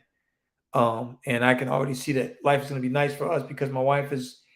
I've always been curious as to how she would be in Japan. I know she'd be really good in Japan because she's already really good in the States. So now I'm gonna be on her element, and I know she's gonna take good care of the family over there, just like she does here. So, I got a lot of things going on when I get back. I got to ship my Mercedes over there. They're gonna have you're gonna see a black man driving a Mercedes in Japan. It's gonna be me. They gonna freak out, brothers. I'm not pulling no punches, man. I'm coming clean. So, I don't see anybody on this. Oh, okay, here we go. Jay Takashi, here you go, brother. All right, brother. And gentlemen, I want to you guys introduce you guys. If you don't know already, this is Jay Takashi. He is the ultimate specialist in Japan. Here in the U.S. There's a lot of wisdom. He's a young brother, but he has a lot of wisdom. And so with that said, what's up, brother? How you doing, sir? Listen. I was just getting done cooking and eating while I was hearing your stream just now, brother. I'm like, I hope I get done enough on time so I can just come on up and say a few things. Thanks, But brother. and man, listen, thank you for educating me. You and Theo have always been one of my favorite mentors, and like I said, I know I don't say it enough, but thank you for sharing this information. Thank No y'all. problem, brother. Because like I say, because I think mostly you and Theo through your experiences you're giving me hope. Which is something I haven't felt in a while. And through your marriage and you having your kids and things like that, which is what most of us men want to seek. And I just got done on the phone with my brother. I told him literally, I'm like, I thanked him for being my brother for the longest of times. And hopefully whenever I become a father, I can rely on like you, Theo, and him for whenever things get tough, especially when I hit Japan. So it's just like, but let's I want to talk to about the actual topic and about this brother. So one of the things that I would you got me, bro? You there? Okay. oh, sorry about that. Sorry, it was a freaking thing. But no, so one of the things I'm going to particularly say is one of the plans I came up with whenever I got to Japan with 3 years before I messed with any ladies. Okay. And the reason why I'm saying 3 is because I'm trying to establish myself to make sure I've learned the ins and outs of the land. I've gotten my money correctly. I know route from route A all the way to route D. And it's like things like that. And it's going to suck, but I have to push them away because I have to be focused on what I want to do. And also, if I want to have a family, I got to make sure we are financially stable. That has always been the credence of my mind. So when I first get there, This is real. This is gonna be. I'm gonna be real with you, brother Tony. It's going hard to say no, but since I'm so adamant of like not screwing up my life, and I do have past like people in my heads to keep Mm-hmm. me from doing, from doing stupid. I have a conscience to keep me from doing stupid stuff. That's Mm-hmm. going to be the number one thing. Ignore. I Mm-hmm. hate to have to do that, but I have to do it because, like I said, a man needs to make sure he is well equipped to venture into that type of battlefield with Yes. everything prepared. If he goes in naked, then he is food. Yes. Simple enough. And I have to be I have to, it's tough love, but I know you talking the story that you're talking, and I know you respect the brother and all that stuff. But like I said, tell us things like this because it's always good for everybody to hear, not to get jammed up. Because I've never heard of any brother getting in this situation. And no offense to you, brother out there, but just getting into it off rip when you get over there. The thing is, most cats that I know, like the two brothers that I mentioned that got married over there, Mm-hmm. they established themselves. It took, Yes. it took, I won't say hella years, but it took some years, but they did it, and then and of course they were wearing protection and things like that, but they were, they went around to find out what lady they wanted, and it was around like at least around like 4 to 5 years when they finally established themselves, and Mm-hmm. also decided to pick the lady that they picked, that they were able to do this. They didn't go wholesale into it because they wanted, because one of their things was that I want to make sure this is the thing I want to do, but also I need to work. I need to make sure I build up my financial credit here. I have to be able to do that. Otherwise, I won't have time to venture out to different areas and spend my money properly. And they did tell me it was a month. I didn't believe them at first, Mm-hmm. but you confirmed it thoroughly for me that you get paid exactly like your whole paycheck is a month. You have to make it stretch out for a Yes. month. You have to really learn how to budget. And I love that you told me that because that, like I said, that this is where you really got to know, the ins and out of your money and actually how to budget and save up. And that's just one of the biggest things, with the jobs that I work, guys. The most that I spend for a week is mostly 125. I don't go Mm-hmm. above that. And the thing is, because I'm trying to save up whatever I can to, Mm-hmm. like, for my trips, for paying off loans, or just paying my bills, like what I have to do. So one of the things you want to do when you get to Japan, and I shouldn't say this because I'm not there yet, but just to follow up what brother Tony is telling you, you want to make sure that you have everything correct. Like he said it earlier when trying to get your checks and stuff over there. You want to, like I said, you want to make sure you make sure you come down with a lot of money, or a sufficient amount. I'm not saying you got to have billions, but at least you got to you got to come in with some repertoire of money, so you know how much you're going to spend, how much you're going to need, and how much you're going to go back with, because you don't want to come back with nothing. Yes. And And I wanted to bring in. I wanted to just say too hi to Malek and Soul Shader for thank you brothers for coming on oh, the panel too with me Shada, and Jay. What's up? It's been a minute. what's up, brother? I know Jay's spitting some serious knowledge too, man, about his preparation for going to Japan. Malik, what's your situation, brother? Before we move to Soul Shader, because I know Soul's in the back of the boat trying to get on it with us. But what's your situation? Hey, how's it going, Tony? I've been following you for a while. I'm actually part of Theo's group, IT group, and he helped me get into IT. Nice. Um, Man, I'm hoping to make it to Japan soon for work. I work here in the U.S., and uh, so hiring season is coming up. So hopefully, I'll be able to have some good options for work.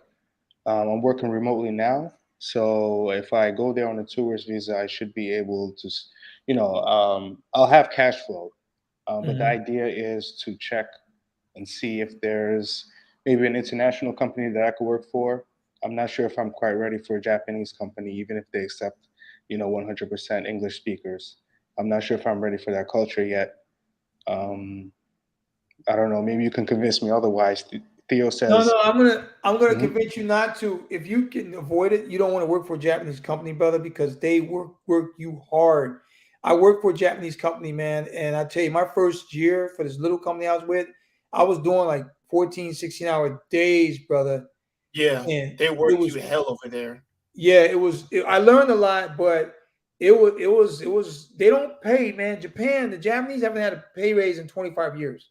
So if you understand the history of Japan, they came out of World War II. They were poor as shit. They didn't have nothing. They were just bombed. I mean, most of the major industrial areas were bombed to nothing.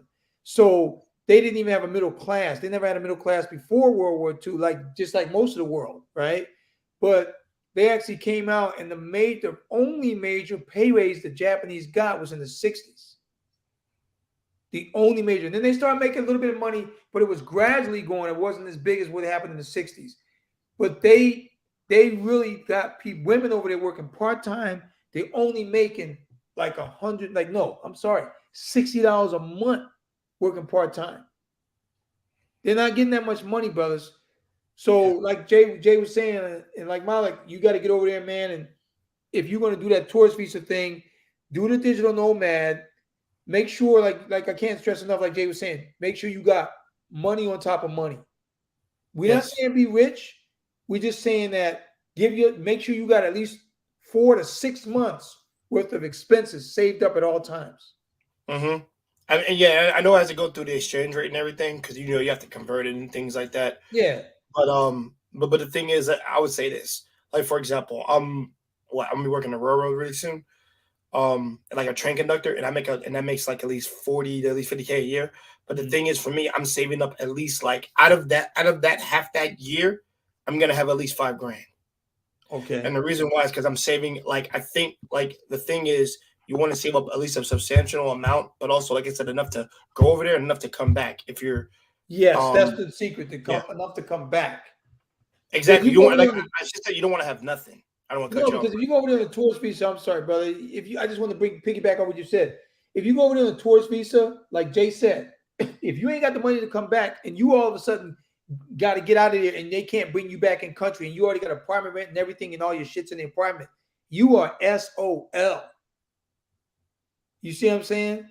If some girl pointed you out wrong or some shit that she got jealous of, or she's a stalker and she ain't like the way you said something, all she got to do, they never really do it, but once in a while you get a crazy bitch that'll go up to the authorities and say, hey, this guy gave me trouble. You at the airport trying to get back to your shit in your apartment, and guess what? They deny you entry.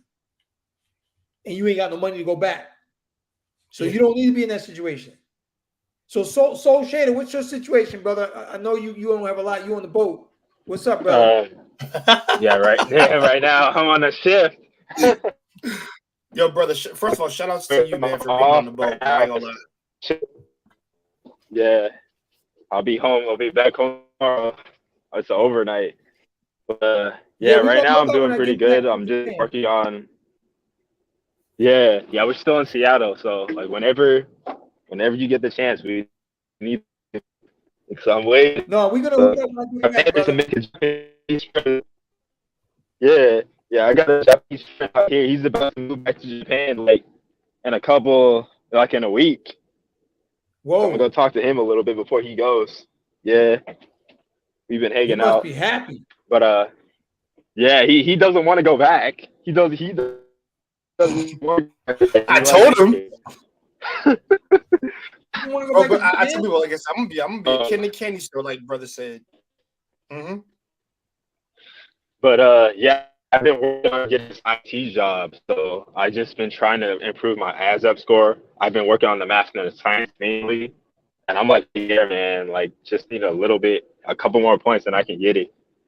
So I just been studying that, and then I got a mentor in here who can help me, who I'm shadowing. He's IT, and I've been shadowing him, trying to learn how he does his job.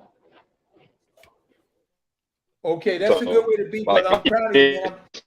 Get edge.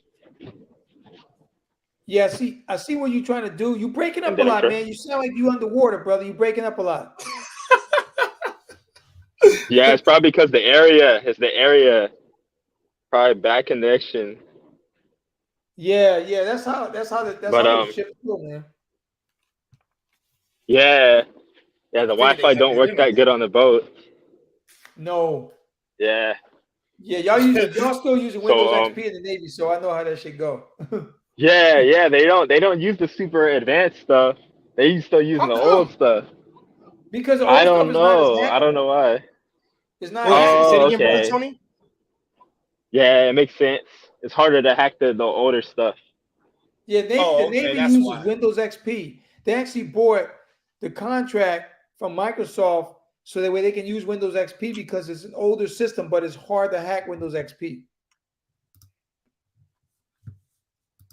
Oh, okay. Yeah. Well, that makes some more sense. Mhm. Okay, okay. So that's why they would keep the older models and things. Okay, all right. Brothers, I was I going was to tell just be y'all. like, bro, you think they have better internet now?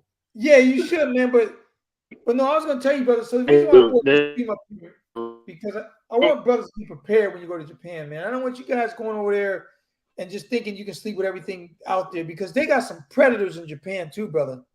Trust me, and they're Hey, good. I mean, they know He how said to they're go. good. I believe him. Tony, have you read Black Passenger Yellow Cab by Stephen Bryan? Yes, yes, I have. Okay, so that Yes, is really schooling me. I don't know how, it's a prime example of what can happen to you. I didn't finish the book. I just started it. I'm like maybe a third of the way. Mhm. Yeah, I'm gonna Um, order that book. this guy's in all sorts of trouble. You know what I mean? Catching all sorts of STDs, giving it to people, sleeping with people who have STDs in a place like Japan. And Uh, that's exactly what can happen to you if you don't have any D control at all. He's having his fun, but he's also paying the price. He says something like he paid for 14 abortions yeah, during his time there. Oh, This is just the beginning of it, Jesus. and yes, yes, yes. it's just completely reckless. You know what I mean? I'm not a saint. You know what I mean? But to each their own. But it's just totally reckless behavior. You know what I mean? And he can't. This guy can't be the only one who's done something like this when he's gone to Japan. He just went completely wild. You Ye- know, um, look at all that money he could have had. Look at all that time, and he's been homeless in Japan. He mentioned too. So Yes. all that time and energy he's spending screwing all these nasty slut buckets, spending all of this money he doesn't have. He could have been saving money. He could have been building skills. He could have been making connections. And he could have been a wealthy man in Japan. Yeah. Because apparently he is a smart guy. But he spent a lot of his beginning thinking with his little head, Well, letting see, him lead.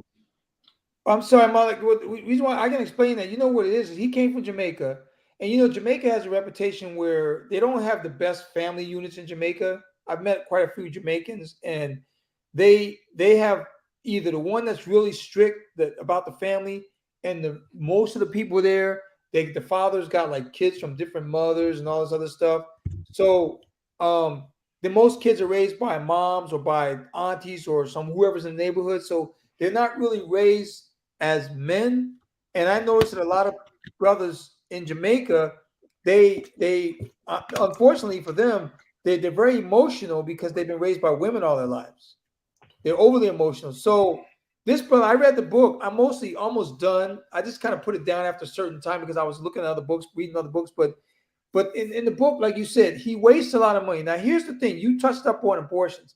Here's what I want to say about abortions.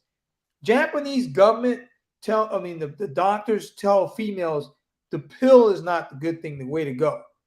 The reason why they tell them that is because they make a lot of money on abortions in Japan. The Japanese girls that do know about the pill, they're on the pill. Like I can use myself for an example. Whenever I was when I was dating my wife, and we were just kind of messing around, I was on the condom, and then all of a sudden, when I asked my wife to be my girlfriend, I remember she was in Japan. I said, "Now that you are officially my girl, I want you to get on the pill."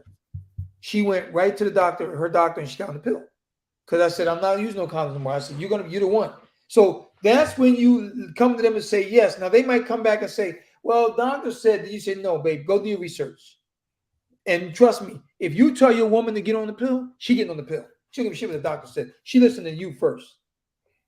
Okay.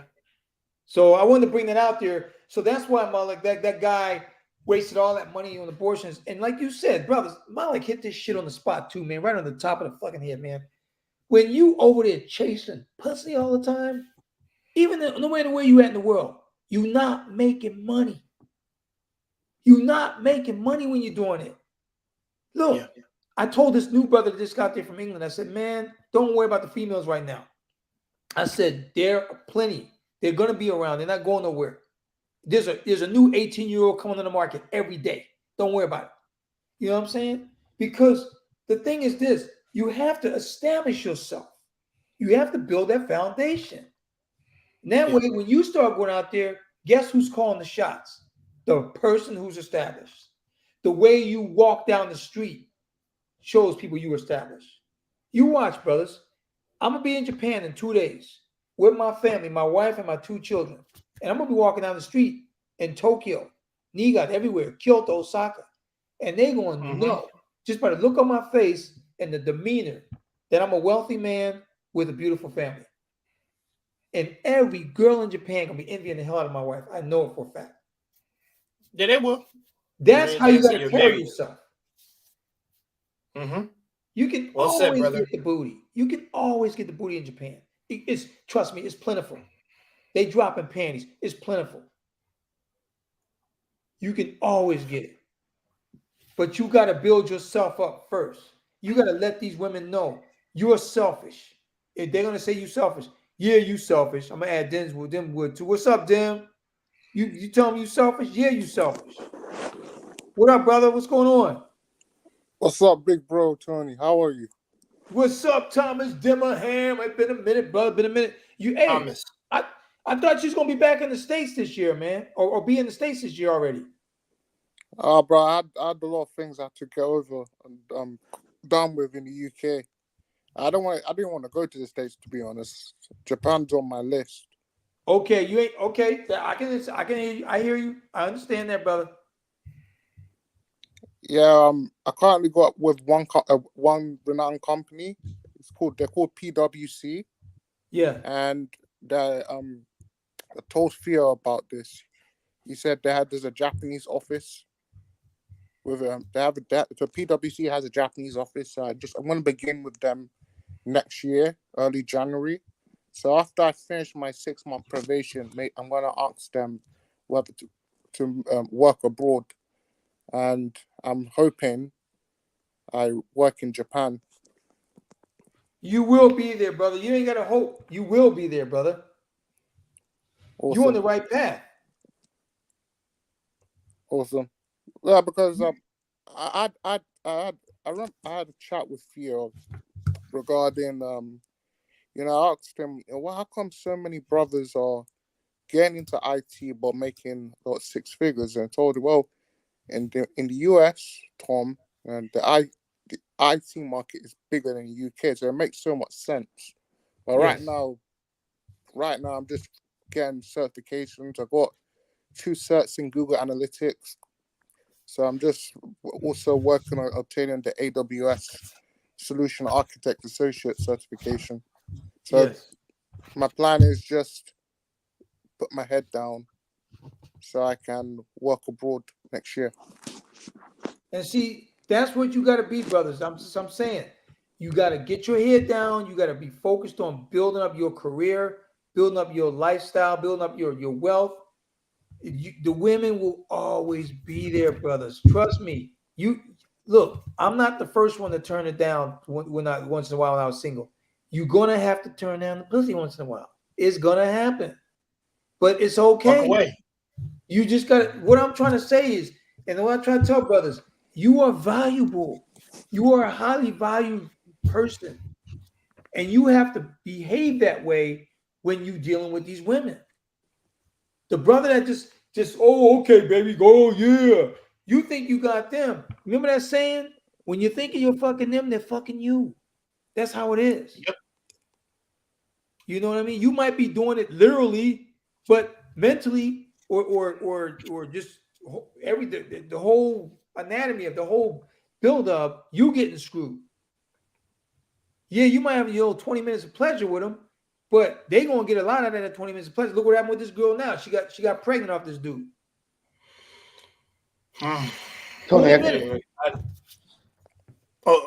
Malik. I think you wanted to say something. Go ahead, Malik. I'm sorry. No, Tony, finish your thought. No, I was just gonna say, brothers got to wear those condoms. Brothers got to wear those condoms, and brothers don't want to bring these women to your house. Take them to a love motel. They ain't your girlfriend. Dude, thank you, brother. I've been saying this, like, bro, this stuff is a media, an anime media and H series, bro. Like they constantly regurgitate the same thing because that's what they do. I I've been studying a little too much, but I'm glad I know it because I'm like, you never like I've never seen in any even in live actions, Tony, they never bring the freaking woman back to their place. It's always a love hotel. Mm. So Tony, let's Yeah. say I'm in a city and I'm on a tourist visa. I've got 90 days. Well, let's say not 90 days. Scratch that. Let's just say I'm in Tokyo. Uh, Mhm. Now, I haven't been there. I don't know. But let's say I wanted to meet women from other locations. Let's say I wanted to go up north. Let's say there were plenty of women in Tokyo, which is definitely the case. But let's say if I'm looking for something serious, before I choose whatever, I want to explore and spend some time looking, right? So let's say I'm in country for quite a while, not a few months, but much longer than that.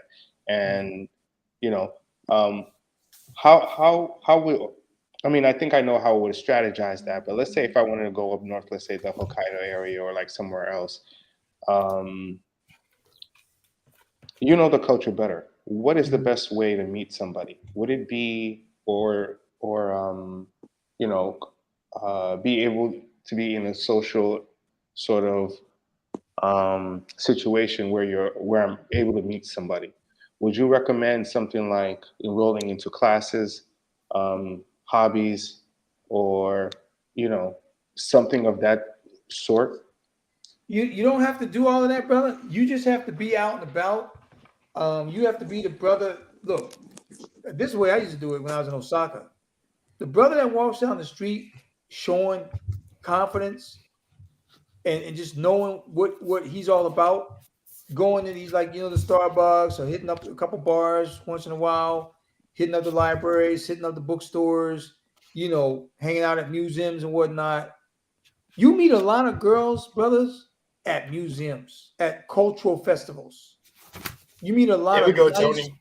upstanding females at these places because these women are all about either art, they're into this. See, remember, I don't know if you guys were on that stream, but remember I was telling you, Japan's a very segmented society. So Mhm. a woman that hangs out at the bar is going to be totally different from a woman that hangs out at the museum. And then that woman is totally different from a woman that hangs out at the farm. So you have to literally pick and choose where you want to meet these females. If you meet them in the bar, you are going to cross females with bar mentality. Check it. You will give a case in point. If you meet a woman that works in bars or goes to bars, guess what their schedule's like? They got a nighttime schedule, right? They're not daytime people. You don't want a night bitch because she's not going to do nothing for you. A night schedule does not work well for your kids. Mm. You see what I'm saying? You have to be constantly thinking all the time about the type of female you want to end up with, is what I'm saying. Yeah, and One quick. and it's a lot of critical thinking. Oh, I just wanted to add to that. Go ahead, Mm. Mister Brother Demswood. Thanks, bro.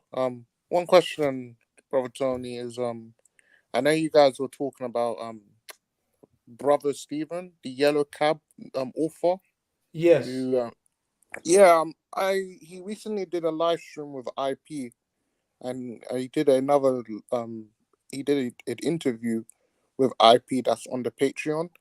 Yeah, there are a lot Mhm. of things I disagree with that brother. Um, I'll tell you, I can say he's blue pill, to be honest, because Mhm. he on the interview that he did with IP, he said he's a house husband, and Hmm? yeah, he's What? a house husband. Did he He's a actually? IP actually interviewed the brother that wrote the book. Yeah, he did. Okay. And well, Uh, the reason why the live stream got taken down because he said something that was controversial. So, but I watched the full interview that he did with IP on Patreon, Mhm. uh-huh. and yeah, he says he's a house husband. His wife makes more than him. His wife is I believe a lawyer. He Uh works huh. for an American firm. Yeah, his wife is the breadwinner, But I remember there's one question that IP asked him. So because Japan has a huge cheating culture. So IP asked, how do you prevent your wife from cheating? What this guy said, he's like, I got a big dick, so as long as I'm smashing her, she won't be able to cheat. I was just shaking my head. No. No. Did I just hear No. that? I'm sorry. I'm trying not to insult somebody, but that was this. I'm sorry. That's such a.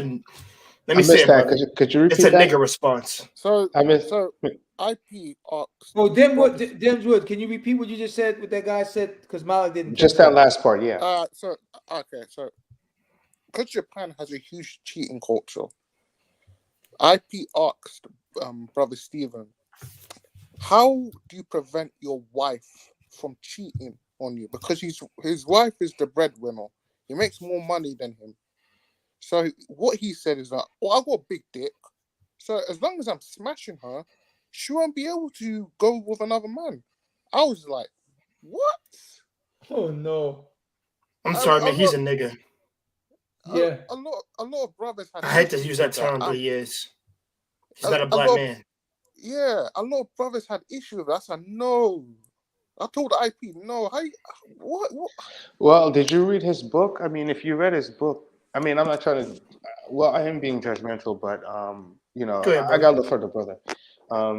He's just a human being, and what he's, everybody doesn't have the same sort of, belief system and, quite frankly, IQ level. You know what I mean? But he is well read and he That's can true. write. That's for sure. He's pretty entertaining. But people have different values, I mean, some people go in there thinking about family, and then other people, come in and thinking about just smashing. All this time, he could have made something of himself, but all he did was, think about women. And so at the end of the day, he's being supported by a He woman. put them.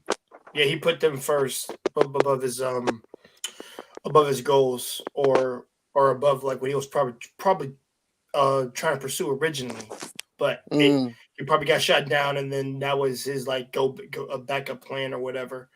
And like I said, it sounds like a whole mess. Well, it's simpler like I than said, that. He's in another country, and he has to start from scratch. And when he was there as a young man, instead of building himself up, learning the language, making connections, having a high valuable skill, he mastered smashing women. Yeah. Yeah, he And smashed like that's 13. that's all he did. I mean, abortions are like $600 to $1,000, and he paid for 14 of them. Yes. Okay, so that's where his time and his energy went. He was sleeping with mothers and daughters, and to each their own. But like, that takes a lot of energy. I'm telling you that right now. When you sleep with women, you make plans. That takes a lot of time and energy. Yeah. In the interview, Go ahead, he brother. said he smashed like 13 to 14 women. He smashed his wife's mother one time. I'm like,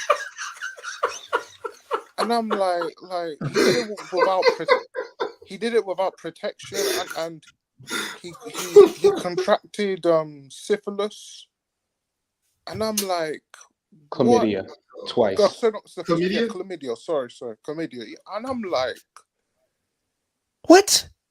Yeah. What is wrong? Yeah. Just he was like burning these women, brother. He was burning these women, man. In the book, he was burning these women. And okay, my take on the book when I was reading the book, like Malik said, it was entertaining at best. But I used the Kevin Samuels at best. Like, it was entertaining, but that was not my role in Japan. That wasn't what I mean. I met a lot of girls in Japan, but I wasn't that way. I was a lot more responsible. First of all, I would never go after a female without no condom. You know what I mean? I wouldn't do it. No, because that's just how I was raised. I did not, because what can happen is when, like now, me going back to Japan, I could get at the airport and then they could be like, hey, we need to talk to you for a minute. What's going on? This woman said that you got her pregnant 15 years ago and then blah, blah, blah, blah, blah, blah, boom, and then I'm done, right? And my family's with me. That doesn't make my son proud of his daddy, right? It doesn't. So as a man, like Dem was saying, there's no way in hell I'm going to be a house husband. I don't care what kind of money she making. I'm not going to be a house husband. I'm the man in my house. Because people don't understand, when a woman steps out your house and she making all the bread, she got all the control. No matter what Yes. she may She can do whatever she want. she can do whatever Yeah. she chooses to do. Because now she got excuses to get away from the house because of her job. Mm-hmm. And what does that She can mean? smash the employee. There's a part she can stop off at the Love Motel and say she worked late. See? So some guy may think it's entertaining. Some guy may think, oh, you the man. You got a woman paying for you. You the man. No, you're not the man. No, you're not. You're No. not the man. You It's are not a man, basically a in my opinion. simp in the daggone house coat. You're just a simp in a house coat. Yeah, you're absolutely right, big bro. Like he also said that he's a feminist. So like there's a lot of things Okay. I disagree, but there's a lot of things that brother said. I'm like, man, I want if he ever called in, I want to talk to him myself because there's a lot of because brothers, I'm a conservative, yeah. I'm a traditional guy, you know, and I believe, you know, you should be the head of the house. You should be the Yeah. captain of the relationship. Yeah, that's how I am. Yeah. But this guy, Man, I agree with you. this guy, Yeah. this brother, I was like, I don't understand. Like, why would you allow your woman, your wife, to be the breadwinner? Like, and apparently he said he has the final decision, which I disagree with. I don't There's no way you agree do. with that. I Like, doubt you do. yeah, I doubt you do. yeah. Yeah, Hey, Thomas. He sounds like, I'm sorry. Like I said, I'm not gonna be insulting or insult someone, but I'm sorry. Like that sounds like somebody who doesn't know what they're doing. And like I said, at times I've been lightheaded, but I've never been dumb. That's the difference. And I've actually have like I said, I actually self-reflect on things. But that, no. Because the one thing I want to do, at least when I'm married to a Japanese woman, is that I am leading her and that we're doing well for each other. Despite me Yes. having my mind grades, I'm going to do what I have to do. And I'm going to lead us. Like I said, if I have to, it means I have to blow my head up in order to learn all this stuff to make sure that that doesn't happen. That's what we got to do. It's going to Yeah, be right, grueling and bro. painful, but it means I'm going to do it. but But see, that, I'm not doing that. no, and see, for me, man, I got a problem with that too, and then that's why I'm always truthful to the brothers, man. You know, sometimes brothers don't want to hear what I got to say. That brother that's got that girl pregnant, I wasn't too pleasant to him as far as, I mean, I wasn't disrespecting the brother. I'll never do that, but I was telling him straight up, hey, man, that's not good. You got yourself in some shit, and this is not a good situation for you to be in. You know, good looking 27-year-old brother, man, in Japan, he could run from Okinawa to Hokkaido and sleep as many girls as he want. But now he got himself stuck in the jam with a half Asian Japanese at that. You know, Right. that's not, according to Japan, she's not that young. You know? According to Japan. No, because Tony, that's think about wild it. that you said that, but it's funny though. But I No, know what you because mean. you I know know what you what? mean. Because you know, Jay, you gotta think in terms, because the thing is this, in Japan, I right? know. A woman between the age of 27 and up, they are slick, man. They slick. They know the game. They Yeah. slick. They're very good at what they do. Right? Mm. But a young woman, like a little pudgy, you know, like a little naive, you know, gullible 21-year-old, 22-year-old girl, she's smart, good looking, but she still got that innocence. I'm not saying gullible, I mean innocence. You be careful with that. About Just be real.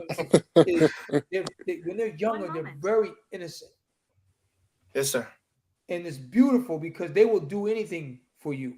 Anything. Right. They're coachable and they can, and then like I said, they get to know you more. And also Yeah. I'm all about parent bonding with the right person. Yeah. And also yeah, because like I said, I think that's the type of woman you would want as your wife.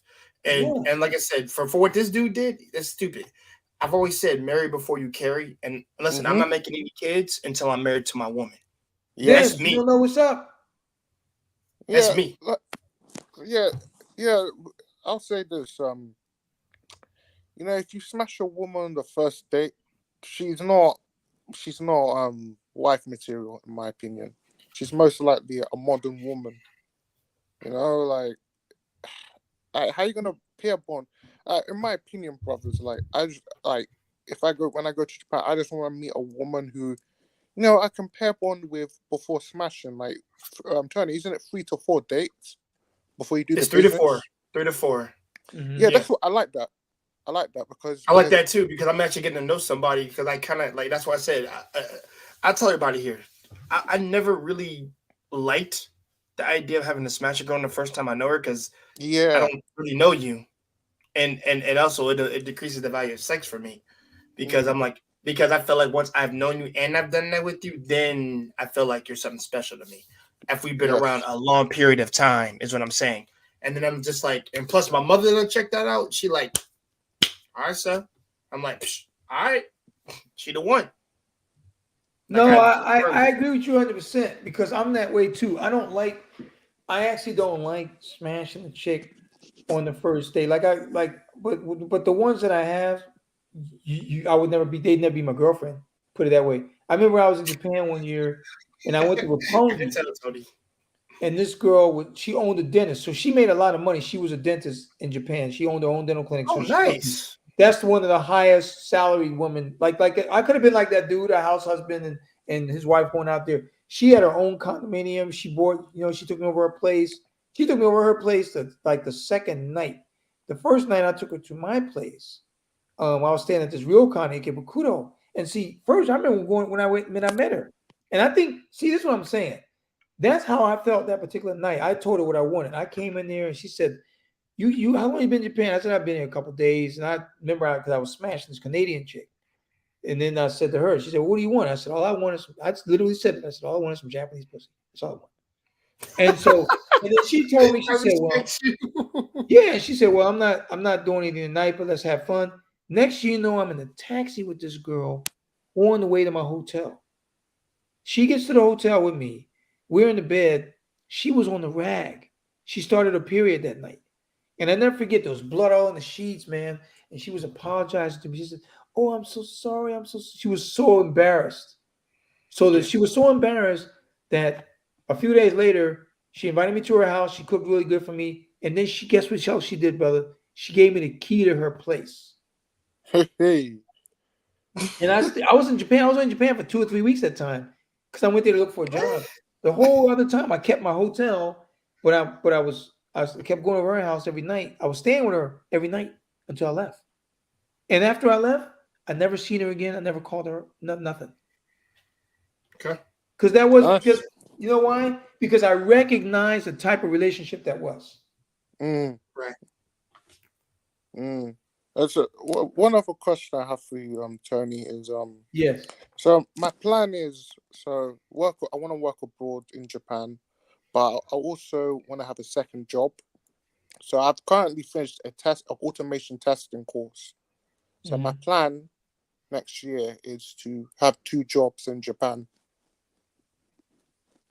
because I'm gonna be working as a senior cloud engineer, but I also want to work as an automation tester. Let me ask you this, Dims. Why do you want 2 jobs, man? Because I did that. I had one job, but I was working overtime all the time. Why would you want 2 jobs? I just want to increase my have two sources of income. Generate more money because the company I'll be working for, it's not a Japanese company. It's an American company. So I'll have that luxury of working from 9 to 5. Yeah, but So here's my point. Here's my point. My point is this, and see, brothers, this is what I'm trying to get brothers away from. I'm trying to get brothers away from solely relying on work to make their money. Okay, because you got those investments out there you could be doing. So, what you could basically be doing. Here's my thing: if you're working one job and you got to work another job, that means the job you're working ain't paying you enough. Right. That's what I'm. Dims, you know me. I'm gonna be straight up, man. You know me, brother. I'm always gonna be honest with the brothers. yeah. To me, it is not advisable to work 2 jobs. I mean, it's your choice. If you came to me tomorrow and say, "Hey, man, I got 2 jobs," I would not disrespect you in no way, shape, or form. But I would say this: did you give yourself a chance to work on your investments? Oh, I see. Okay. Because I'll let you guys know straight up. I'll be straight up with you guys. Let you guys know straight up. I'm retiring next year, brothers. Next year, I'm retired. And you know why? Because I built up my investments to where I'm getting enough dividends to live on. Right. See? So here it is. I mean, at my age, man, at my stage of my life, I can apply for Social Security here in a couple of years, the year after next. So In the way Japan? no, U.S. Social Security. Oh, US. Okay, okay. And the way U.S. Social Security works is you can start taking it from 62, and they will also pay you for your kids. So let's say if your Social Security has, because you know at 67 there's going to be more money and 70 is going to be the most. But let's say that you're making like $2,000, just to throw a number out there, at 62. If you got children, they're going to pay you no matter how many children you got. They're going to double that Social Security. So now you're making 4,000. 4,000. See, and if you add that to your investment, I add it to my investments or whatever monies I'm going to get from my Social Securities. Guess what? I can live on that money in Japan quite comfortably. So what you need to understand, Dems, what I'm getting at is this: if you planning on working in Japan, living in Japan, what you need to do is you need to first see what your income should be. In Japan, as long as if you're making over 5 million yen a year, you're living pretty damn good. Japanese don't make that much money. They don't need that much money to live on. So if you get a job where you can work one job and you can totally focus on that one position, and then you got enough time to work on your your investments, you're gonna come out on, in the end, you're gonna come out on top, and you're gonna live longer. Okay. That sounds about right. Nice. I don't want to see brothers struggling. That's my whole thing. Remember I told you about that pendulum. When we all start off, and we all descendants of enslaved or oppressed people. You start off, you finish high school, you all the way on that left. If you look at the line, you all the way on the left side of the line, which means everything you do to make money, you got to work. You got to use your head or your feet to work and your hands to work to make money. But as you progress through your work career, you want to start swinging that thing over to the right side to where you live on unearned income. Mm. And in the end, you're going to end up being, if you made it successfully, you will be all the way on the right, never having to work, and you live on an unearned income, and you got time to do whatever the hell you want to do.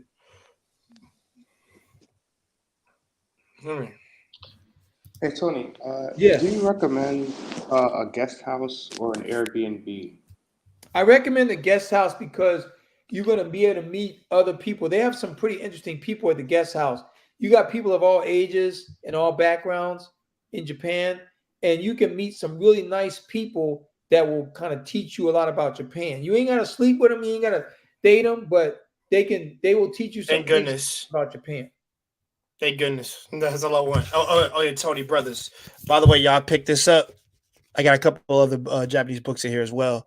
But the experience of Japan, I got this shit. It actually gives you information, gives you places of like business, it gives you sites to go to, restaurants, the areas, like all this shit. Like literally, they have it like all down in freaking detail about where you could go, like the temples, all that stuff.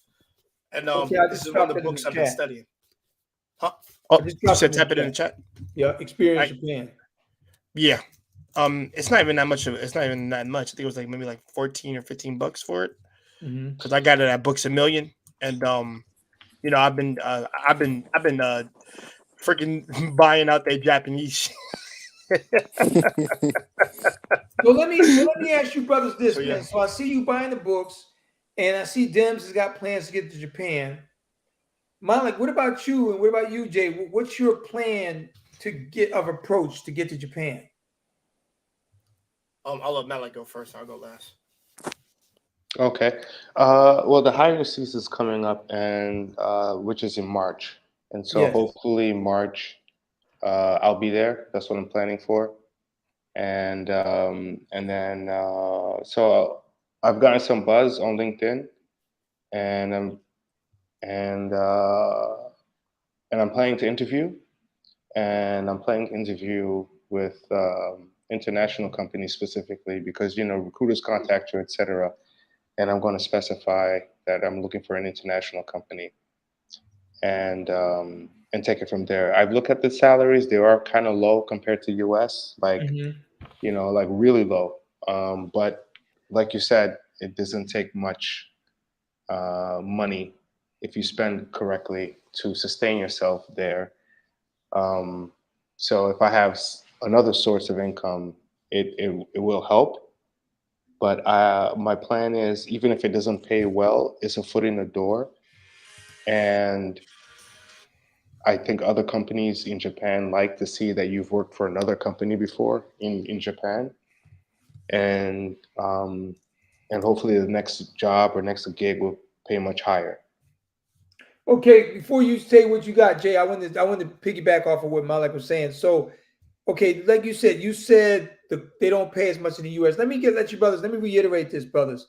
You don't have to make that much in Japan, and the quality of life in Japan is so much better than the U.S. Let me give you an example. And Jay know this.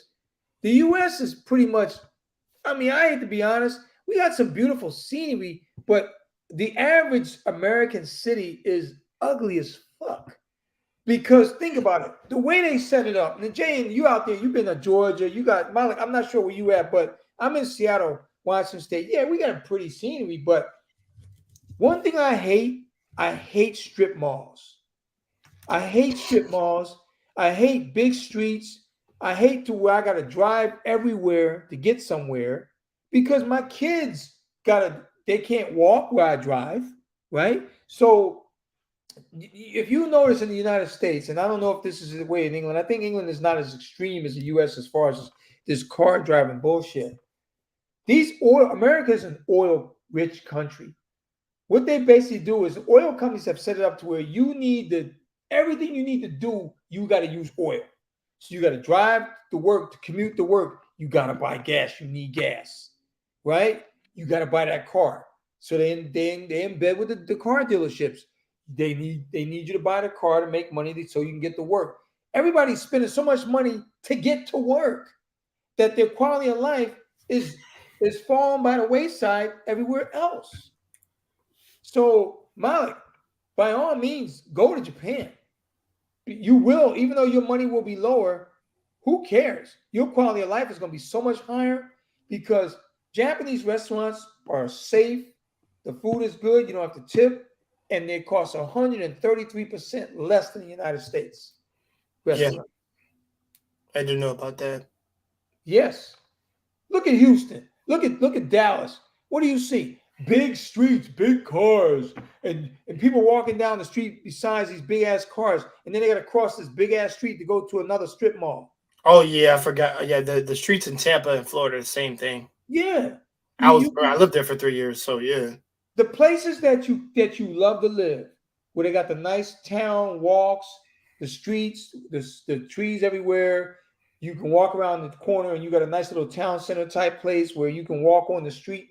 Because when you got cars parked in front of businesses, you don't see the businesses, you see the cars. You just see cars and shit. And then when there's no cars there, the parking lot is ugly as shit. Right? So, but yet those neighborhoods that I'm talking about, those desirable neighborhoods where you don't need the cars and stuff, the whites have shut them off from you to the point where you can't even buy a house in those neighborhoods. You know, New York City's. I'm in New York City, by the way, and the rent is so damn high it'll make you vomit. And it's pretty much the same here. You spend an obscene amount of money for to not live in the best neighborhood. You literally need to pay like $6,000, maybe a month, to live in a decent neighborhood. Oof. A decent neighborhood. He's right. In New York City, and people make that much money. I'm not making that much money, and even if I did, I wouldn't want to pay $6,000 in Hell rent. no. All that. Trust fund. But yeah. So that's good encouragement, Tony.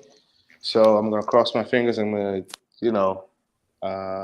pack up and hope for the best when I get there, and start interviewing. So how long will you be in Japan, Tony? Or is it just vacation and then you're back? No, okay, Bob, good question, brother. No, so what I'm gonna do is our plan. We're going to Japan. We're gonna be there 2.5 weeks this time because my son's on school break, and we're actually gonna be like checking out my son's new school next year, and we're gonna be talking to this lady because we're buying some land in Japan next to the land we already own because we want to get a bigger lot. So that's going to increase our lot by quite a bit. So we already agreed she agreed to sell, we agreed to buy. We just got to give them the price, which we already pretty much know what that's going to be. So, but the answer, make a long answer shorter. We're moving to Japan next June. I already bought tickets for my family. So when I get back from Japan, I'm gonna be busy as hell. I'm gonna have to leave my job between now and June so I can focus on my move. So that's what we're doing. The thing is, you brought up a good point, brother, about having to pay $6,000 living somewhere nice in New York. Did you know in Japan, you don't have to worry about security? They got my neighbor next door to me in Japan could be making $1 million or $3-4 million. Could be one of the richest dudes in Japan, and I'm living in a place where I'm not, and that's no problem, because Japanese don't have to waste their money on security. Americans spend all that money on bullshit because they want to get away from you. They want to get away from, oh my God, the guy just robbed somebody. We got to get out of the neighborhood, honey, because he got robbed. We need to live somewhere where there's no crime. These whites, these rich, privileged mothers, they want to live somewhere where they don't see none of us or where they think they're buffered from crime. They're not buffered from crime, no matter where they live in this country. Because the criminal will follow your ass home and rob you. They will follow you home.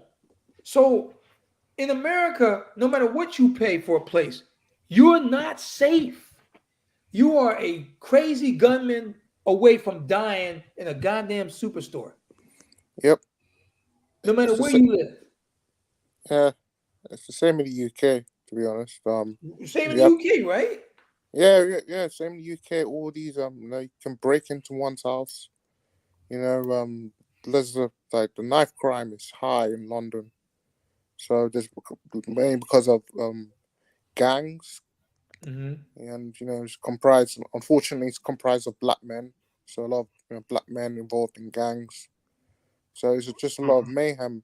And when I believe Brother Milik spoke about buying houses that cost $6,000.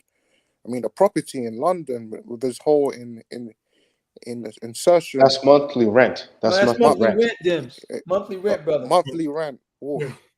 Yeah, just to buy a house in London alone is extremely difficult because you have this whole, I believe, this insertion that's going on, recession that's going on.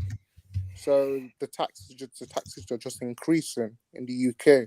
So and it's hard to generate wealth in the UK. That's one of the reasons why I want to leave the UK as quickly as possible. It's very hard. So you can't live in Knightsbridge, brother. You can't get a nice place in Knightsbridge or nothing like that, or Chelsea, because it's too expensive, huh? Yeah, too expensive, man. And that's what I'm getting at, brothers. In Japan, they're giving away free houses in the countryside. Let me tell you a program they got that you brothers ain't even know about this. They got a program. They got 7.5 million empty houses in Japan. Because what happened is in the countryside, everybody in Japan leaves the countryside, beautiful scenery, great food, safe areas, and they move to Tokyo or Osaka because they want to make the big money. And they end up not making this much money. And so the old people are left there to take care of the land and the farmland or whatever, right? So they abandon their homes, they die. They're giving away these homes, brother, for free. Now, there's one program they got. And I've seen this Japanese couple on TV. Young guy, he got a wife and 2 boys. They moved just west of Tokyo because not all of Tokyo is city. Tokyo is a toe, so the eastern part is like built up, but you got a lot of mountain open areas out west, right?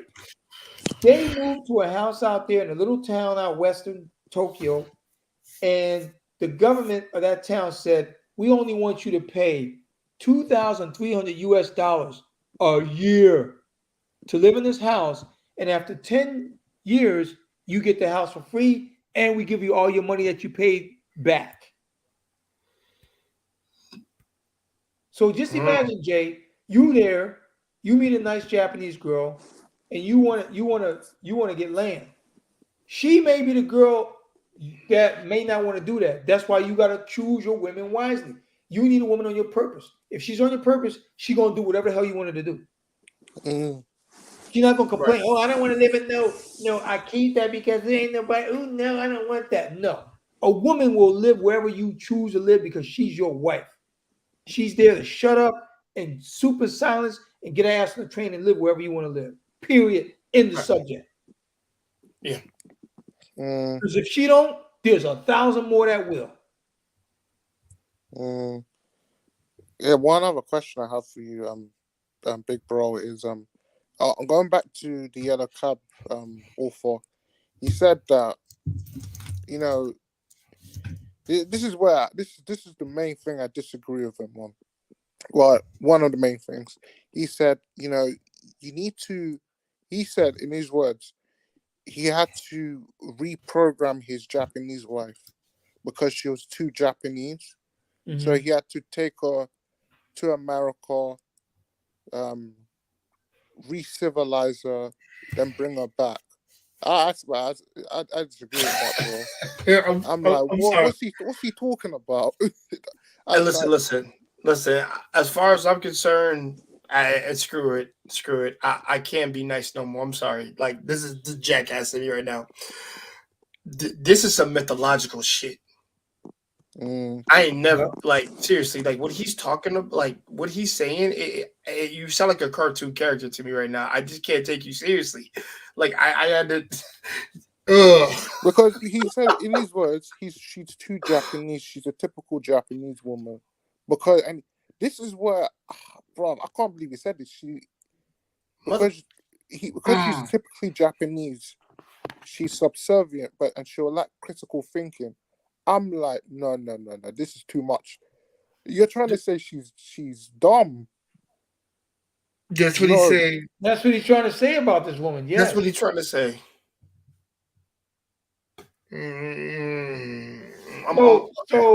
Okay. He doesn't know what he wants. So here's what I got on that. Brothers. So, okay, now look, I know, and I told my wife this the other day, she didn't agree with me, but that's okay. I know that Japanese aren't as smart as Westerners only because Japanese are really good working in a group. Okay? But individually, it's not that they're not smart. I don't want to say that. I meant to say they're not street smart as Westerners. So, because they haven't been exposed to the bullshit. But for this brother to say that she's not Japanese, I mean, if she's too Japanese, then my question is this. Then why the fuck did you marry a Japanese? I was just about to say that, Tony. That's the thing that clicked in my head when he said that. Thank you. Because, okay, I do know that some brothers think that if they're too Japanese, then it's not good for you. I don't agree with that. I don't agree with that. What I would like to say about that is, how are you going to take a person who's been in a culture that had 250 years to cultivate itself without interruption from the West or anywhere else in the world during the Tokugawa shogunate times? You guys know the history of Japan. So they had 250 years of peace, and they had 250 years to cultivate that culture. And that is why even today, people from all over the world want to go to Japan. Because you know why? It is a unique culture because they had time to cultivate that culture without interruptions. Yeah, not like the sick man of China, right?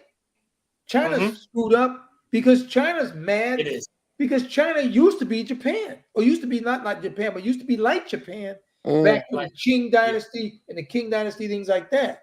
But they let them communist bastards come in there and ruin their country. They cut all the trees down. They took away the system that was really helping them out. They ruined that country. Yep. So that's why they come to Japan, because Japan reminds them of China the way they used to be, because Chinese and Koreans got a lot of their culture Japanese Koreans got a lot of culture from China back in the day. They did. But to say that she's too Japanese, to me, is the dumbest thing in the world for a man to say about his wife. He lacks awareness, and he doesn't know what the hell he wants or what he's doing and what he's talking about. I'm sorry. I've never heard anyone say that. Okay, dude. That's like saying you're too black. Yeah, it's like saying you're too black. In America. Yeah, that's exactly what that's equivalent to. Oh, go ahead, Malik. I'm sorry. You. No, it's all good. I don't Sorry to interrupt your train of thought. I was just gonna comment really quickly that I think he just fetishized a little too much on the. It wasn't a culture that he really appreciated. It was really the women that he really loved about Japan, first and foremost. Yes. Before the culture and everything like that. I mean, you can enjoy everything equally, but the value for him was the women, and that's it. In my Yeah, opinion. that's I no, agree no, with you, brother. And it's terrible because Uh, that's just linear thinking. Because I think for everybody on this panel, first of all, Tony's already experienced, so he's not really a part of this, but because he's already experienced it. I think for the three of us, Malik and Dinwood and me, I think the thing is for us, like, yes, the women are. I'll say this: the women's every woman to a country you go to are a byproduct of you visiting there. They should not be the main reason why you go over there, but exactly. they Yeah, are a byproduct. yeah. Because the thing is, you're trying to get the land, the culture, the speaking, the antics of the city, of the country, all of that. You're trying to and take the culture, all this. That's what I want to immerse myself in. That's what Mm, I'm going to do first. That ladies can come last. yeah. Like they should be number one. They should be like last on your list. That's right. Like I said. And the Yeah. reason why I came up with that because that's a lot of self-reflecting on my part. Why I just had to say no to certain things. Because the thing is, you want to, like I said, I'll be honest. By the time you'll start to get in line with the Japanese men, the minute you've been there long enough to where it's like this is like every day, like an afternoon Saturday drive for me now. Is what it Mm-hmm. should be. Like how Tony, brother Tony sees himself and moves and stuff. Like how he thinks and talks, he's lived it.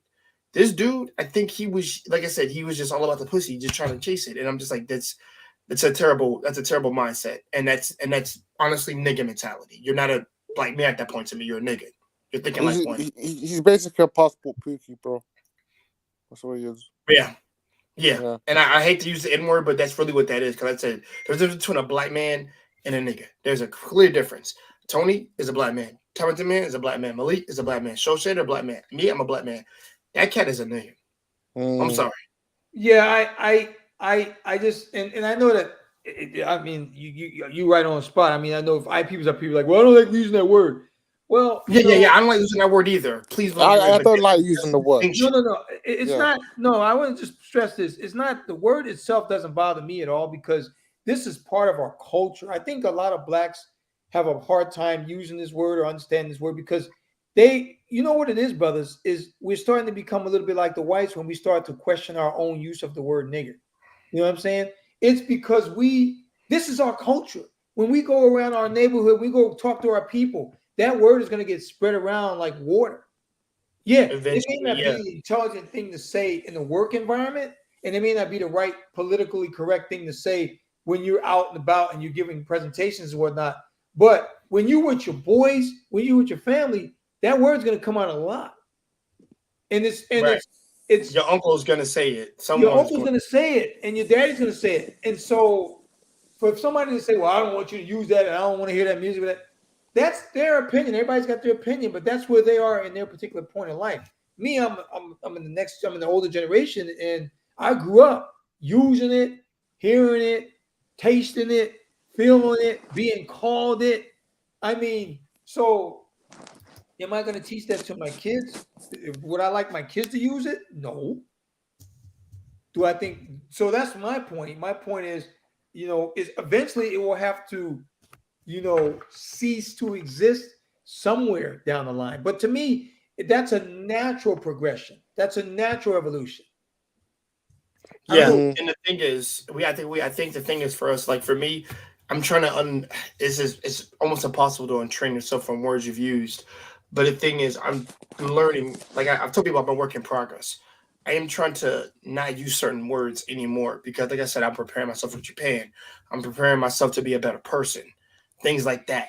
So I can be the type of guy. So I can be the type of guy that won't ever use that word when I have Japanese children of my own. Like, no, I don't ever want to use that word in front of them or use that word. Period. And the only time it might come out is when I'm really, really angry. But it's gonna be away from my kids and my wife. Yeah. Because the thing is, you don't want your kids to. I've always said we don't want our kids to follow in our footsteps or to regurgitate some shit that we may have said. Yeah. until like they have a certain age. But also, you don't want to use it, period, son, because the thing is, you're gonna be a more fluent talker than I'm going to be. Probably a better speaker. I don't actually want to I don't want you to regurgitate bad words that have not a derogatory term to them, but you gotta understand that that word is not good for you to use. Even if you are the color and everything, don't use it. Like I said, because it's just like I don't say a disgusting word. It's just not a word for you to really utilize in your vocabulary. You want to use useful words and things like Yes. that. And yeah.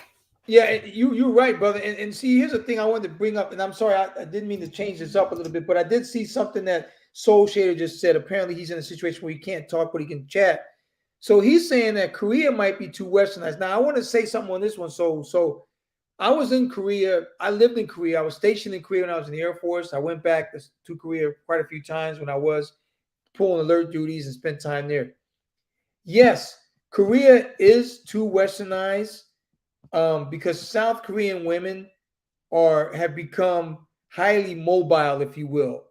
In other words, they've been able to get in and out to the West. Now, the South Korean woman is totally different from the woman in Japan, because South Korean women are independent, so are Japanese. But like I said before, Japanese developed their culture for 250 years without interruptions. So that culture is embedded in these people. South Korea had all kind of interruptions from the West, from this, from that. And keep in mind too, American, even though they got bases in Japan, they got a lot of bases in South Korea, and they're more dependent on Americans in South Korea. And they're in their major city, unlike Japan, their major city, their capital city, Seoul, had a large amount of American military stationed there. They have much less now. But Yongsan Army Garrison, where I used to frequent all the time when I was stationed there, was at the time a very large American military installation. So South Koreans have become overly, if you will, exposed to Western culture. So Associated hit it right on the spot. They are more like American. If I had my way all over again, I'd take Japanese all day long. Awesome. What about, bro? I have one more question to ask you. Yes. It's regarding I know you touched on this before. Yakuza women. So what? Let's say, for example, because IP did a live stream on this last Friday regarding this. We're just speaking about this. You even uploaded a video regarding Yakuza women. So let's say, for example, you're my age, young, and you're in Tokyo. You're in a bar, and a Japanese woman, very attractive, says hello to you, and she has tattoos. Mm-hmm. And you realize that she's a part of the Yakuza. What are you gonna do? Well, I'm gonna be very polite to her, but I want to politely remove myself from the scene. So I mean, I may sit there. I won't jump up right away, but I'll sit there and I'll talk to her and I'll hang out. But I don't really want to use my credit card there because I don't want them ringing up my credit card. But I would just give her an hour, 45 minutes, and then I'd say, hey, look, I got other commitments. I got to go. Thank you very much. It was nice talking to you. And I'm out. And I'll never see her again. I don't. Oh, sorry. No, the one she like follows you because, you know, when Theo spoke about this, he said, you know, you have to leave immediately, get out of the country. I'm like, what? Really? Yeah, he said well, he knows a place where he can get a train and go to the other side of Japan. I have to ask you, big bro, are they that dangerous, Yakuza women? I wouldn't say that because I've never run into Yakuza women. I mean, I lived in Japan 11 years. I've never met a Yakuza woman. I think that you know, that's why I always tell brothers, you have to know where you stand, no matter what, and you have to let them know, any woman know where you stand when you meet them. And so I mean, if I ever did meet a Yakuza woman, I'd know how to handle them. I'd just be like, hey, well, look, I mean, I really got to go. I got a family, this, that, the other. I'm not really interested. You have women over there that will stalk you, but Yakuza women don't usually stalk a person. In fact, you don't usually see a Yakuza woman in Japan because they're usually out of the picture. So I think Theo's experience, if he did run into one, I think that's a very rare experience. Mm. Yeah, because I was thinking because it was when he was describing it, I was like, wow, very serious. Yeah, it's you gotta, like I said, like how you get these videos where these brothers are talking about how the police treated them, and the police aren't bad in Japan, trust me. But brother made them out like they were bad because he was mad because they pulled him over in front of his house and all this other stuff. But the bottom line is this: they're not bad. They just have an extra duty to look after foreigners. That's all. So have I ever had a bad experience with the police in Japan? 11 years? No. So, do I think I'm going to have a bad experience when I get back to Japan with police? No. So, I'm just saying that the chances of you running into something like that are slim to none. Okay, thank you, bro. No. I've one more question before I. Yes, brother. I'm going to wrap this up in about 5 too. So, go ahead, brother. You good? Regarding your children, are you gonna raise them? Are you gonna raise them back and forth between the United States and Japan, or are you gonna since you are moving to Japan, are they gonna go to an international school? That is a great question, brother. No, okay. So the way the situation with our children is my daughter being 1 years old, not even having started school yet. She's gonna grow up in Japan fully. My son, I'm gonna tell him that he's already in 4th grade. So when he finishes, he'll be ready to go to 5th grade. But he's gonna go when we move to Japan. He's gonna actually jump into 4th grade and then finish up like a few months later and go to 5th because we don't want him to get into an unrealistic situation where he has to catch up. So my children are going to be raised in Japan. My son is for the rest of his childhood, and my daughter is, of course. I'm not coming back to the States to live. I'm not going to put them in international schools. They're going to go to Japanese public schools because Japanese public school, I don't know if you've seen videos on them. They're cooking. They're responsible for cleaning up their classrooms, for helping cook the food, prepare the food, and then they spend time with each other doing meals. They're very society oriented in Japan. Japan is really what I call a community country. So I really I went back and forth with Japanese education from what I knew in the past, but I see the advantages because I see what it did for my wife. My wife is community oriented and she's very loyal to her family and she has a sense of responsibility. And I think that's what really comes out of Japanese school system is that sense of responsibility. And that's why you're able to take a Japanese woman anywhere and they won't embarrass you.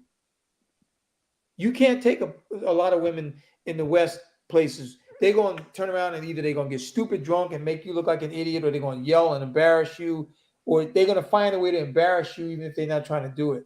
That would never happen with a Japanese woman. It's just very slim to none. They are respectable. They understand their position in life, and they know they're not going to disrespect their man because they know they'll be gone. They'll be done. So, yeah, that's what's going to happen with us. Hey, Tony, before you go, can I ask? Go ahead, Dan. No, it's all right. This is why I love Japanese women. Thank you, big bro. That was very informative. No problem. Thank you, brother. No problem. I'm sorry, Malik. You had something too, brother. Sorry. Yeah, I'll be quick. I had a question about your flight. How are you flying there? Like, what are you? Because I know it's a long flight, and I don't want to do economy, and I think I'm going to try to go through a broker to try to get me the best deal. But how are you flying? Like, what class are you flying? Okay, that's a good question, Malik. So, yes, so brother, I've flown back and forth, obviously Japan a lot, but I only either fly like Air Canada, or Japan Airlines or ANA, all the Nippon Airways, or even Singapore Airways. But this trip, we're taking Air Canada because we're going to fly from Seattle to Vancouver, and then we're going to go from Vancouver to Narita, Japan. That flight straight across the Pacific is only going to take us like 9.5 hours. If I sometimes we'll do direct flight from Seattle to straight to Narita. That's a 10-hour one way from us. Coming back with a tailwind, it's a 9-hour flight. But where you're at, New York, you got to go from JFK. You can go either way. See, New York's tricky because you can either go through the Europe, Africa way, but you're more than likely going to come over the North Pole. So you're probably going to take about 14 hours or so to get to Japan. Yeah. Okay. And okay, so that makes sense. Okay, and so I guess what? Okay, don't fly economy. Theo said don't fly economy, which I have taken long flights before to like Europe and stuff like that. It wasn't that bad when it was 7, but 14 hours. Have you ever taken a 14-hour flight? I took the longest flight I took was a 12-hour flight from Germany, Frankfurt to San Francisco. I was on Lufthansa Airlines. That was a very comfortable flight. But Theo's right. Like we're flying premium economy. Yeah. But see, also one thing I want to say, it depends on the kind of aircraft because the 787, even economy is comfortable, man. That 787 Dreamliner, the new Boeing plane, or the new planes, economy is not bad. It just if you fly in the nation just domestically, economy is gonna suck because they're using the 737 whatever's. But that 787 we're gonna fly on to Canada, man. I didn't even know what the difference between economy and premium economy, but I did premium economy, and it's the section right behind first class, and it's got like 6 rows, and it's like a 2, I think it's a 2-3-2 combination. And yeah, you want to try to fly premium economy if you can, though. Yeah, that's what I was planning to do. That's what I was planning to do, actually. I was just curious about it. I looked up like the classes ahead, and the prices were absolutely ridiculous. But okay, that's good to know. Really appreciate your time, Tony. It was a pretty interesting stream. Really sorry to hear about that guy. He pretty much ruined his life a little bit. He can change it if he changes his mentality and takes care of his responsibility but like not marry her, hopefully. I mean, he fucked up. Yeah, he did. He should pay for her, pay for the kid, get into IT ASAP, like yesterday, and hopefully in a few years, he'll have a kid on the side just for sure, but he can still marry and get like something really nice. He's not even in his prime yet, he's 27. Yeah, he's too young, brother. He's too young. But, Tom, did you know? Did you know what we was talking about? By the way, I think you missed that part of the stream. No. I may have to rewatch the stream again. Yeah. If you have any chat, you just let me know. I'm gonna wrap this up, brothers. But my wife has just got dinner for me, man. I can smell the food, man, and she cooks. It smells so good, man. I'm like, oh my god, I'm getting hungry. But brothers, I really appreciate you guys being up here, man, listening to me, man, and engaging in this conversation. I'm gonna do some more streams. Jay, I'm gonna be back next month, so I'd love to do a stream on your channel, brother. If you can hear me, I'm also gonna do one, by the way, Dims. I'm gonna be on IP. I reached out to IP yesterday. So yeah, Jay, I'm sorry, brother. I forgot to add you to the stream. So yeah, I'm gonna be back. I'd love to do a stream with you on Japan. Because I just had a vision, man, that we did a really nice stream like we always do, and I'd like to be on your channel. Always, brother. Listen. I love to hear you talk about this, but what makes you I think what makes you stand out more than others is that you're married and you have and you're showing us of like what a black man can have. That's why I love doing streams with you, because you're not jaded, you're not twisted, and you're not on some F-boy stuff like the rest of these motherfuckers in the West, which I love to hear you. But other than that, brother, I'd love to do another stream with you, man. Heck, we could bring up Jazz, please. Okay, brother. I'll hook it up, brother. All right, good night, fellas. Have a good night. Yeah. Thank you so much, Tony. You have a good night. Thank you, Tony. All right. Thanks, brothers. Cheers.